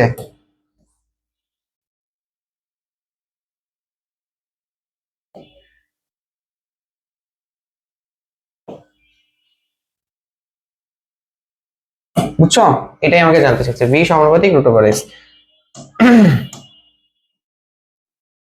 তাহলে অ্যান্সার কত হবে, সরণের বর্গমূলের সমানুপাতিক। অ্যান্সার পেয়ে গেছো, বাকিগুলো তুমি চেক করতে পারো, প্রেজেন্ট ইস্যু সবগুলাই আমরা এইভাবে একটা একটা করে চেক করব, ঠিক আছে? এইবার আসো হচ্ছে আমাদের 52। তো এখানে আমাকে বলছে যে স্থির অবস্থান থেকে সমত্বরণে 7 নম্বর টপিক, স্থির অবস্থান থেকে সমত্বরণে, তার মানে আদিবেগ হয় শূন্য, বস্তু যে কোনো সময়ের বেগ বস্তুর অতিক্রান্ত দূরত্বের, এই যে একটু আগে পড়ে আসছি, বেগটা অতিক্রান্ত দূরত্বের বর্গমূলের সমানুপাতিক, একটু আগে দেখে আসছি, তার মানে বর্গমূলের সমানুপাতিক হবে। হ্যাঁ ঠিক আছে, একটু আগে করে আসছি, এটা কিন্তু খুবই ইম্পর্টেন্ট, প্রায় চলে আসে। ওকে, আমার কাছে এটা ভালো ইম্পর্টেন্ট মনে হয়, তোমাদের আসার মতো একটা জিনিস। সো আই গেস ভালো একটা জিনিস। এবার আসো পরবর্তীতে চলে যাই।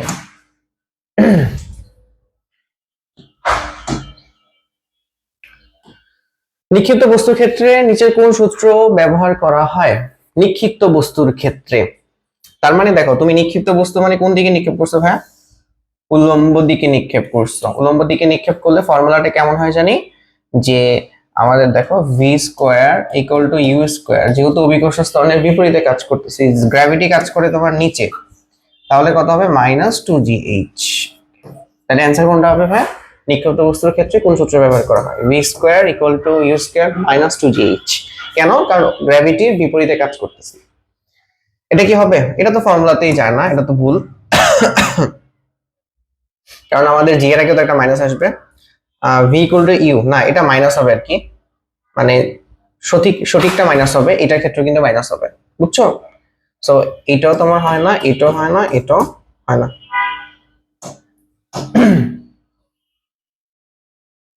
এবার আসা হচ্ছে 54 নম্বর। যদি বেগের পরিবর্তন না হয়, তার মানে ইউ আর ভি সমান, তাহলে অতিক্রান্ত দূরত্বের ক্ষেত্রে কোন সমীকরণ ইউজ করা যায়? এটা ইউজ করা যাবে না ভাইয়া, এটা হচ্ছে ত্বরণের জন্য ইউজ করা যায়। এটা ইউজ করা যাবে? হ্যাঁ এটা তো ইউজ করা যায়। দেখো তো বেগ যদি সমান হয়ে যায়, তার মানে দেখো তো এখানে লেখা আছে u plus v by 2 into t, u plus v by 2 into টি।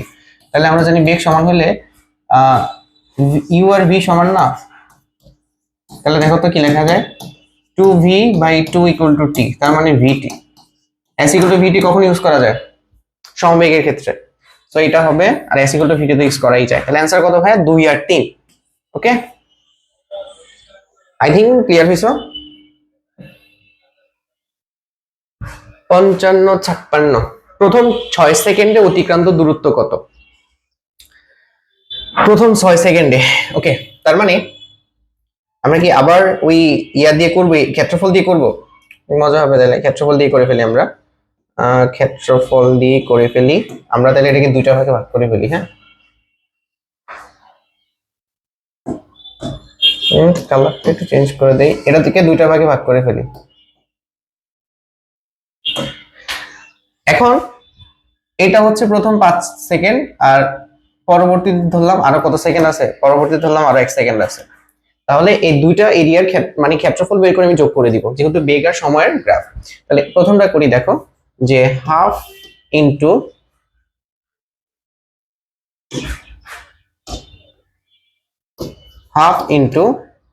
যেহেতু এটা ত্রিভুজ, তার মানে ভূমি হচ্ছে 5 কিন্তু উচ্চতা মানে হলো 10। এটার সাথে প্লাস করবো কি জানো, এতটুকু ক্ষেত্রফল। তাহলে এটা একটি কি আয়তক্ষেত্র না? তো আমরা জানি 5 সেকেন্ড বলছে, 6 সেকেন্ড মানে কি, 6 সেকেন্ড মানে হচ্ছে 5 আর 1 না? আচ্ছা এমনি দেখাইলাম, তাহলে 5 আর 1, তাহলে পরবর্তী 1 সেকেন্ড। তাইলে আমাদের টাইমের মানটা কত, বা এইদিকে ভূমিটা কত, 1, আর এখানে উচ্চতা কতটুকু, 10। শেষ, এই তো। তাহলে দেখো তো এখানে কত আসতেছে, যে 50/2, 25 প্লাস 10, তার মানে 35। এটা করতে কতক্ষণ লাগছে আমাদের, বুঝছো? এইভাবে আমরা অ্যাপ্রোচ করব। তারপর এখানে বলছে উদ্দীপকের গাড়িটি বিসি অংশে সুষম বেগে যাচ্ছে। হ্যাঁ, বিসি অংশে তো বেগের পরিবর্তন হয় না, তার মানে এটা কারেক্ট। সিডি অংশে সুষম ত্বরণে যাচ্ছে, সিডি অংশে দেখো বেগের পরিবর্তন হচ্ছে, আর আমি তোমাকে বলছি সরলরেখা হইলে বুঝবা এটা সুষম, তার মানে সুষম বেগের পরিবর্তন, তার মানে সুষম ত্বরণ। এবি অপেক্ষা সিডি অংশ ত্বরণ বেশি, আমাকে বের করে দেখতে হবে। এবি অংশ ত্বরণটা বের করি, তাহলে তো হয়েছে ত্বরণ অফ এবি, ত্বরণ অফ এবি। এবি অংশের ত্বরণ কত হবে, শেষ বেগ কত বলো তো? শেষ বেগ হচ্ছে তোমার 10 না, এই যে শেষ বেগ হচ্ছে 10, আর আদি বেগ হচ্ছে কত, 0। টাইম লাগছে কত সেকেন্ড ভাই, 5 সেকেন্ড, তার মানে ত্বরণ হচ্ছে 2। আর আমরা হচ্ছে সিডি অংশে ত্বরণ বের করি। সিডি অংশের ক্ষেত্রে শেষ বেগটা কত, শেষ বেগটা হচ্ছে দেখো, শেষ বেগটা হচ্ছে 20, আর আদি বেগটা কত, আদি বেগটা হচ্ছে 10। টাইম লাগছে ভাই কত সেকেন্ড, এই যে 10 থেকে 20 মানে 10 সেকেন্ড সময় লাগছে। তাহলে 10/10 1, তার মানে এবি অংশে বেশি, এবি অপেক্ষা সিডি অংশে ত্বরণ বেশি না, এবি তে ত্বরণ বেশি। তাহলে এটা ভুল, অ্যান্সার হবে 1 আর 2। ওকে,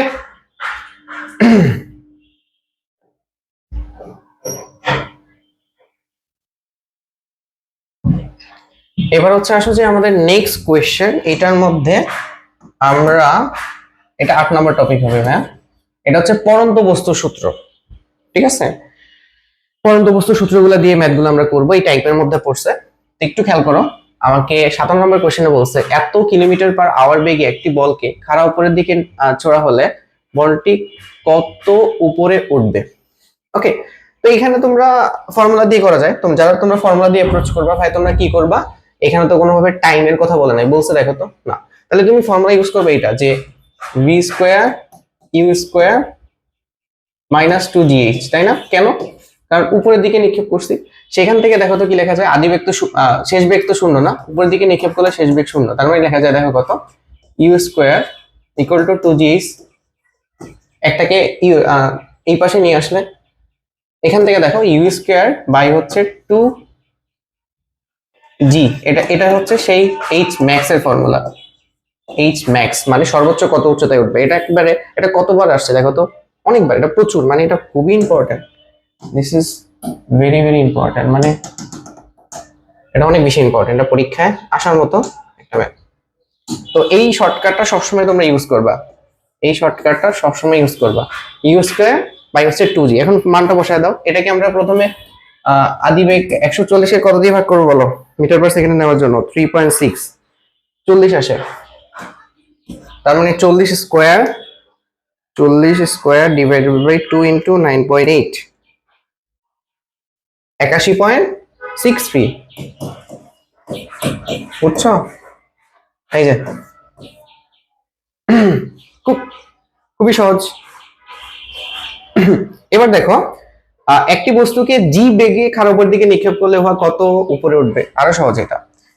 এইচ ম্যাক্স ইকুয়াল টু কত ভাইয়া, u square by 2g। Formula use করে ফেলবা। আমি প্রথমে তোমাদেরকে ম্যানুয়ালি দেখাইছি এটা। দেখো আদি বেগের মান কত,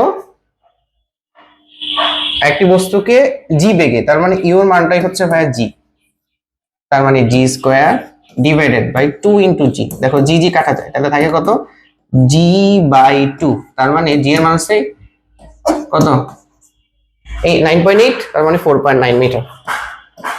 ভেরি ভেরি ইম্পর্টেন্ট এই টপিকটা। সর্বোচ্চ উচ্চতায় কতটুকু উঠবে, এটা থেকে প্রতিবারই কোশ্চেন আসতে পারে। একটি বস্তুকে খাড়া উপরের দিকে এত বেগে নিক্ষেপ করলে বস্তুটি কত সময় শূন্যে থাকবে।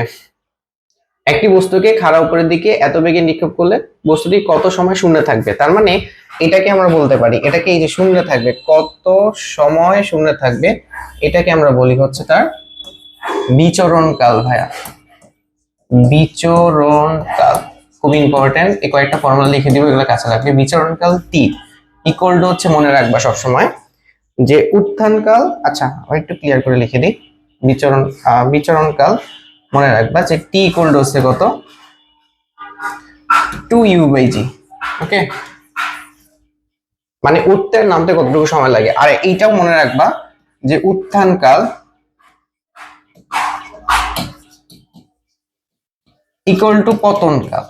এটা মনে রাখবা, পতন কাল ফর্মুলাটা খুবই ইম্পর্টেন্ট, তোমরা সিকিউতে পাইছো। ইকুয়াল টু এটা হচ্ছে u/g, মনে থাকবে। তার মানে উঠতে যতটুকু সময় লাগে সেটাকে বলে উত্থানকাল, নামতে অতটুকুই সময় লাগে, ঠিক আছে।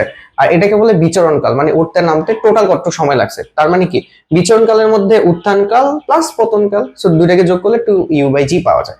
তাহলে এখানে আমরা বের করি, এখানে দেখো 2 ইনটু আদিবেগ কত ছিল, 49 ডিভাইডেড বাই হচ্ছে কত, 9.8। এটা 98/9.8, 10 পাওয়া যায়, ঠিক আছে, 10 সেকেন্ড। ওকে, এবার আসো পরন্ত বস্তু সূত্রগুলো প্রদান করে কে, গ্যালিলিও করছে, তাহলে তোমরা জানো, খুব ইম্পর্টেন্ট, এটা কিন্তু আসবে পরীক্ষায়।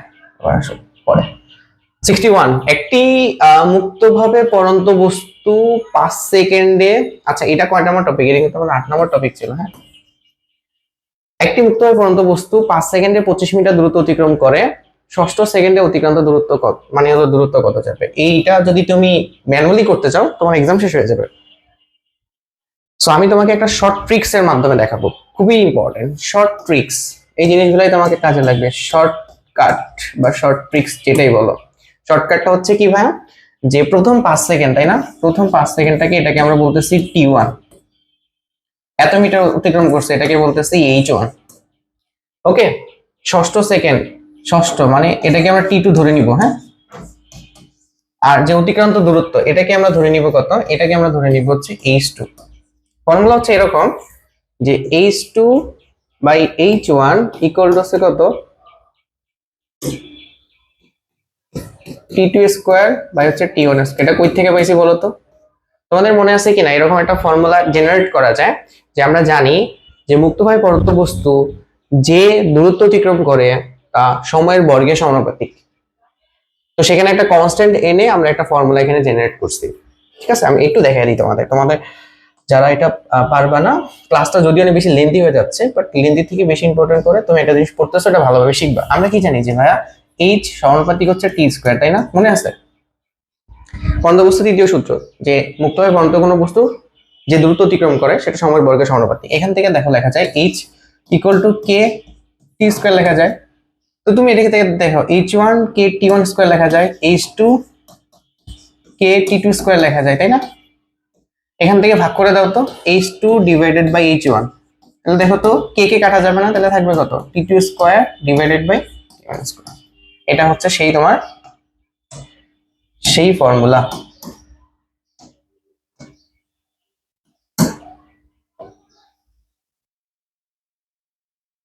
বুঝছো, এটা হচ্ছে সেই ফর্মুলা।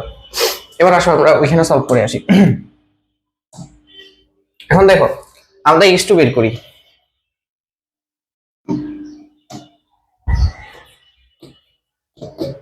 t2 এর মান হচ্ছে কত, 6 স্কয়ার ডিভাইডেড বাই t1 এর মান হচ্ছে 5 স্কয়ার ইনটু h1 এর মান, h1 উপরে এদিকে যাবে না, দেখো তো h1 ওইদিকে গুণ হয় না, তাহলে h1 এর মান হচ্ছে কত, 25।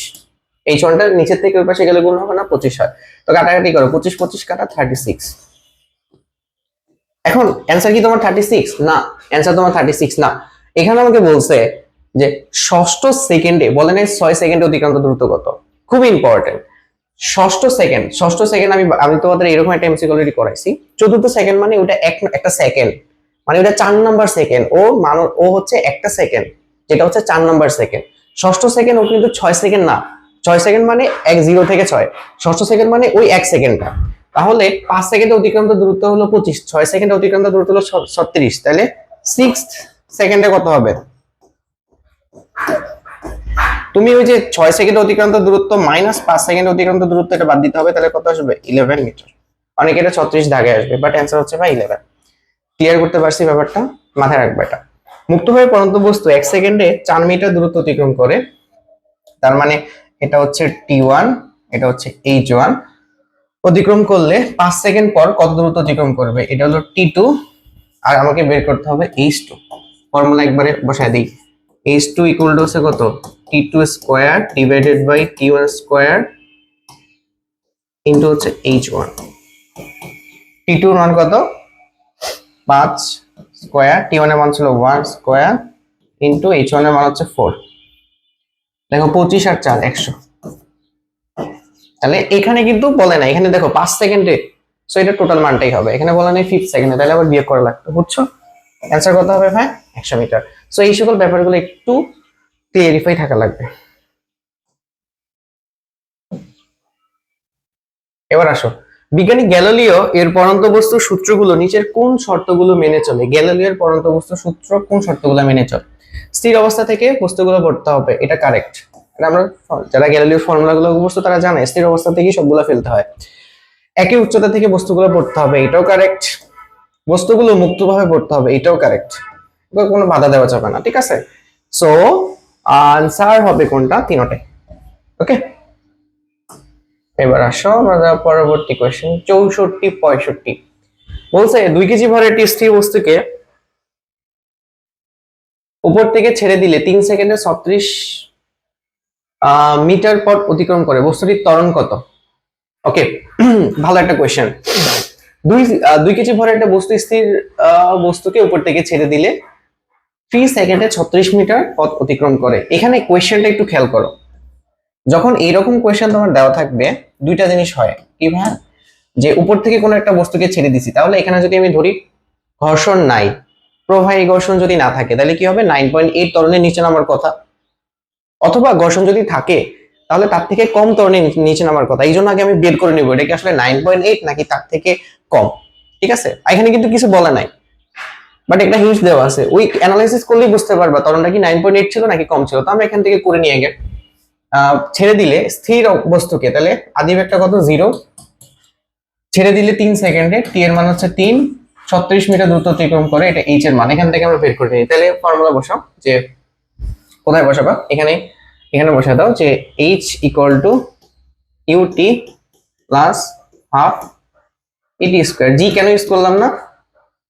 জি ইউজ করলাম না এই কারণে, কজ এটা আমরা জানি না এটা জি নাকি জি থেকে কম। তাহলে এখানে দেখো এইচ এর ভ্যালু কত? এইচ এর ভ্যালু হচ্ছে 36, আদিবেগ 0, আদিবেগ তো 0 তাই না? তাহলে ইউটি তো পুরোটাই 0 হয়ে যাবে, হাফ থাকবে, হাফ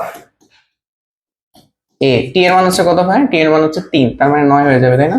ওকে, তাহলে দেখো তো 72 ডিভাইডেড বাই 9 ইকুয়াল টু হচ্ছে কত? এ। তাহলে 72 বাই 9, 8 নং 72, এর মান হচ্ছে 8। ওকে, এই জন্যই বলছি আগে চেক করে নিতে। উক্ত ঘটনায় প্রবাহী ঘর্ষণ হচ্ছে 3.6। এটা কি আসলেই? আমরা চেক করে নিব। প্রবাহী ঘর্ষণ হচ্ছে কি? যতটুকু ঘর্ষণ বল হয়েছে। এখন কিভাবে বুঝবো ঘর্ষণ বল হয়েছে? ভাইয়া তোমার ত্বরণ হওয়ার কথা কতটুকু ছিল? হওয়ার কথা ছিল 9.8, হয়েছে কতটুকু? 8। এটাকে বলবো ফ্রিকশন ত্বরণ। হওয়ার কথা ছিল 9.8, হয়েছে কত? 8। কেন হয়েছে? ফ্রিকশনের জন্য, প্রবাহী ফ্রিকশনের জন্য। এই প্রবাহী ফ্রিকশন ত্বরণটার মান কত? 1.8। 9.8 হওয়ার কথা ছিল, বাট 1.8 ওই প্রবাহী ত্বরণটা তোমাকে কমায় দিছে। তার মানে ত্বরণের মান হচ্ছে এত। ওকে, এখন এটাকে কি দিয়ে গুণ করতে হবে? ভর দিয়ে। তাহলে আমরা এফ ফ্রিকশন ফোর্সটা পেয়ে যাব। তাহলে 1.8 ইনটু 2, 3.6 নিউটন, তার মানে এটা কারেক্ট।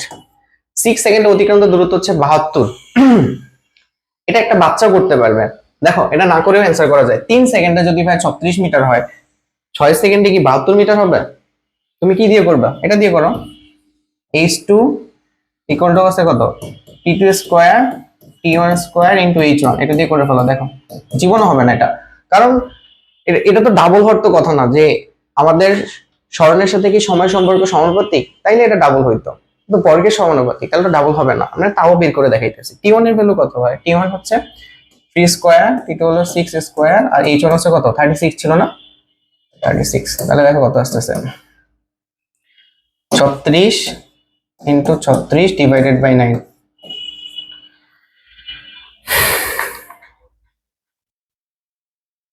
144 আসে। তো বলতেছি এটা হবে না, তার মানে এটা হবে না। আর 3 সেকেন্ড পরে বেগ, বেগ তো বের করা যায়। তাহলে v ইকুয়াল টু কত? ইউ প্লাস কত হবে? জিটি হবে। এখানে কি জি কাজ করে? এখানে এ কাজ করে, এটি হবে। এটা তো সবাই ভুল করে দিয়ে আসবে। তা আদিবেগ কত? আদিবেগ হচ্ছে 0, ত্বরণ হচ্ছে 8, সময় লাগছে কত? 3। তাহলে 3 8 24 হয়। 24 আছে অপশনে? নাই, 29 আছে। 29.4 কখন হবে? যখন যখন তুমি জিটি দিয়ে ইউজ করবে। বাট এটা তো হবে না। তাহলে অ্যান্সার শুধুমাত্র 1 নাম্বারটা। আই গেস আমি তোমাদেরকে ক্লিয়ার করতে পারছি। লাস্টের টপিক গ্রাফ থেকে মোটামুটি ভালোই কোশ্চেন আসে, সো এই জিনিসগুলো ভালোই ইম্পর্টেন্ট। তো দেখো গ্রাফ থেকে একটা কোশ্চেন আসে যে আমাদের এই বরাবর বেগ দেওয়া আছে, এই বরাবর সময় দেওয়া আছে, বলছে এপি রেখার ঢাল কত? এই যে এপি রেখা। তো এখানে আমি দুইটা কথা লিখে দিব যেগুলো খুবই ইম্পর্টেন্ট তোমাদের আর কি লাগবে। কথাগুলো হচ্ছে এরকম যে সময়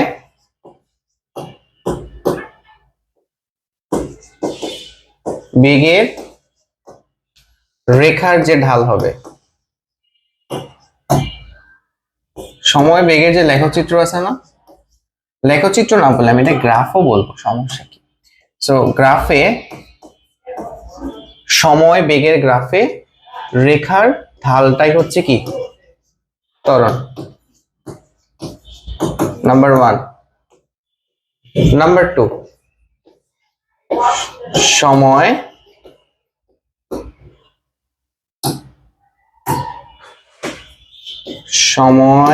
সরণের গ্রাফের রেখার যে ঢাল ইকুয়াল টু হচ্ছে বেগ। এই জিনিসটা মাথায় রাখবার কিচ্ছু না। তাহলে এপি রেখার ঢাল কি? বেগ আর সময় আছে, তাহলে এপি রেখার ঢালটা কি হবে? অবভিয়াসলি ভাই ত্বরণ হবে। এবং এটা কি ধরনের ত্বরণ? এটা কি সমত্বরণ নাকি অসমত্বরণ? ভাইয়া রেখা যেহেতু সরলরেখার, তার মানে এটা অবভিয়াসলি সুষম ত্বরণ হবে। বুঝা গেছে এতটুকু? লাস্ট কোয়েশ্চেন আমাদের আজকে এই চ্যাপ্টারের পুরো লাস্ট কোয়েশ্চেন। এখানে বলা হয়েছে সরণ আছে ভাইয়া, সময় আছে, এই বিন্দুতে বেগ কত? এই বিন্দুতে বেগ আমি বলছি দেখো।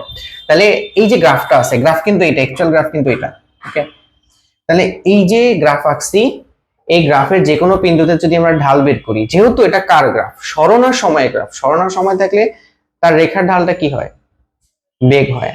আর বেগ আর সময় থাকলে তারটা ত্বরণ হয়। তার মানে এই যে রেখাটা পাইছি, এটার যে কোনো বিন্দুতে যদি আমরা স্পর্শক আঁকি, সে স্পর্শকের ঢালটাই কি হবে? আমাদের বেগ হবে। তাহলে বলছে এই বিন্দুতে বেগ কত? তাহলে আমরা কি করব ভাইয়া? এই যে এই পয়েন্টে আমরা একটা স্পর্শক আঁকছিলাম, স্পর্শকের ঢাল বের করব। ঢাল বের করার জন্য কি করতে হয়? ধরলাম ও এক্স অক্ষের সাথে থিটা কোণ উৎপন্ন করছে। কি কোণ উৎপন্ন করছে? থিটা কোণ। তাহলে আমরা জানি ঢাল, ঢাল এম ইকুয়াল টু কত ভাইয়া? 10 থিটা, তাই না? এটা দিয়েও তো বের করা যায়। তাহলে দেখো তো আমরা কি ইউজ করব 10 থিটার ক্ষেত্রে? তাহলে কি আমরা কি বলতে পারি এখানে? লম্ব বাই ভূমি। লম্ব হচ্ছে পিকিউ, পিকিউ এখানে আছে, পিকিউ আছে। লম্ব বাই হচ্ছে ভূমি, অথবা পিকিউ আছে, হ্যাঁ লম্ব আছে, বাট পিকিউ নিচে কি ভূমি আছে? হয় এটা পিকিউ বাই কত হবে? যদি আমরা এটাকে দেখি পিকিউ, তাহলে হবে কত? Q R. বাট এই অপশনটা কি আছে তোমার এখানে? দেখো তো পিকিউ কিউ আর নাই, ও কিউ আছে, এটা হবে না। পিকিউ পিআর, পিআর কি হবে? পেয়ার তো ছোট, এটা হবে না, তাহলে এটা হবে না। তাহলে আরেকটা অপশন দিয়ে চেক করি। এটা দিয়ে দেখো, এই ছোট ত্রিভুজ দিয়ে করা যাবে, ঠিক আছে? তুমি বড় ত্রিভুজ দিয়ে করতে পারো, ছোট ত্রিভুজ দিয়ে করতে পারো, কারণ এটা সদৃশ কোণিক। তাহলে দেখো এখানে আমরা লিখি, এটার হচ্ছে কত এবি, লম্ব আর ভূমি হচ্ছে কত আরবি অথবা বিআর, ভূমি হচ্ছে কত বিআর, বিআর আছে, হ্যাঁ এই যে এবি বাই বিআর আছে। তাহলে এটাই হচ্ছে আমাদের সেই অ্যান্সার। বুঝা গেছে? তো এটা ছিল আমাদের এই চ্যাপ্টারের যাবতীয় সকল জিনিসপত্র। আই থিঙ্ক এরপরে এই চ্যাপ্টারে কোনো কিছু বাকি থাকবে না। তোমরা শর্ট ট্রিক্স বলো, কিভাবে শর্টকাট ইউজ করবে, প্রত্যেকটা টাইপের সিঙ্গেল একটা এমসিকিউ বাদ দেওয়া হয় নাই। সো ক্লাসটা ভালো লাগলে অবভিয়াসলি তোমার ফ্রেন্ডদের সাথে শেয়ার করে দিবা। অ্যান্ড তোমাদের কোন টপিক নিয়ে ক্লাস দরকার এটা অবভিয়াসলি আমাকে জানাবা। আমি অবভিয়াসলি তোমাদের ওটার ক্লাস দেওয়ার চেষ্টা করব। ট্রিক্স, গাইডলাইন যা যা দরকার সবগুলো কমেন্টে আমাকে জানাবা। এন্ড অবভিয়াসলি চ্যানেলটা সাবস্ক্রাইব করে রাখবা। আজকে এতটুকুই। নেক্সট ক্লাসে আমরা ফিজিক্স নিয়ে, ফিজিক্সের বাকি চ্যাপ্টার তো কমপ্লিট করবোই, one shot MCQ, one shot CQ solve করবো, কেমিস্ট্রিও করবো, প্লাস কি কি চ্যাপ্টার তোমার জন্য ইম্পর্টেন্ট, তোমার প্রিপারেশন খারাপ থাকলে কি করবা, গাইডলাইন্স এভরিথিং দেওয়া হবে। সো অবভিয়াসলি চ্যানেলটা সাবস্ক্রাইব করে রাখবা। আজকে এতটুকুই, আল্লাহ হাফেজ।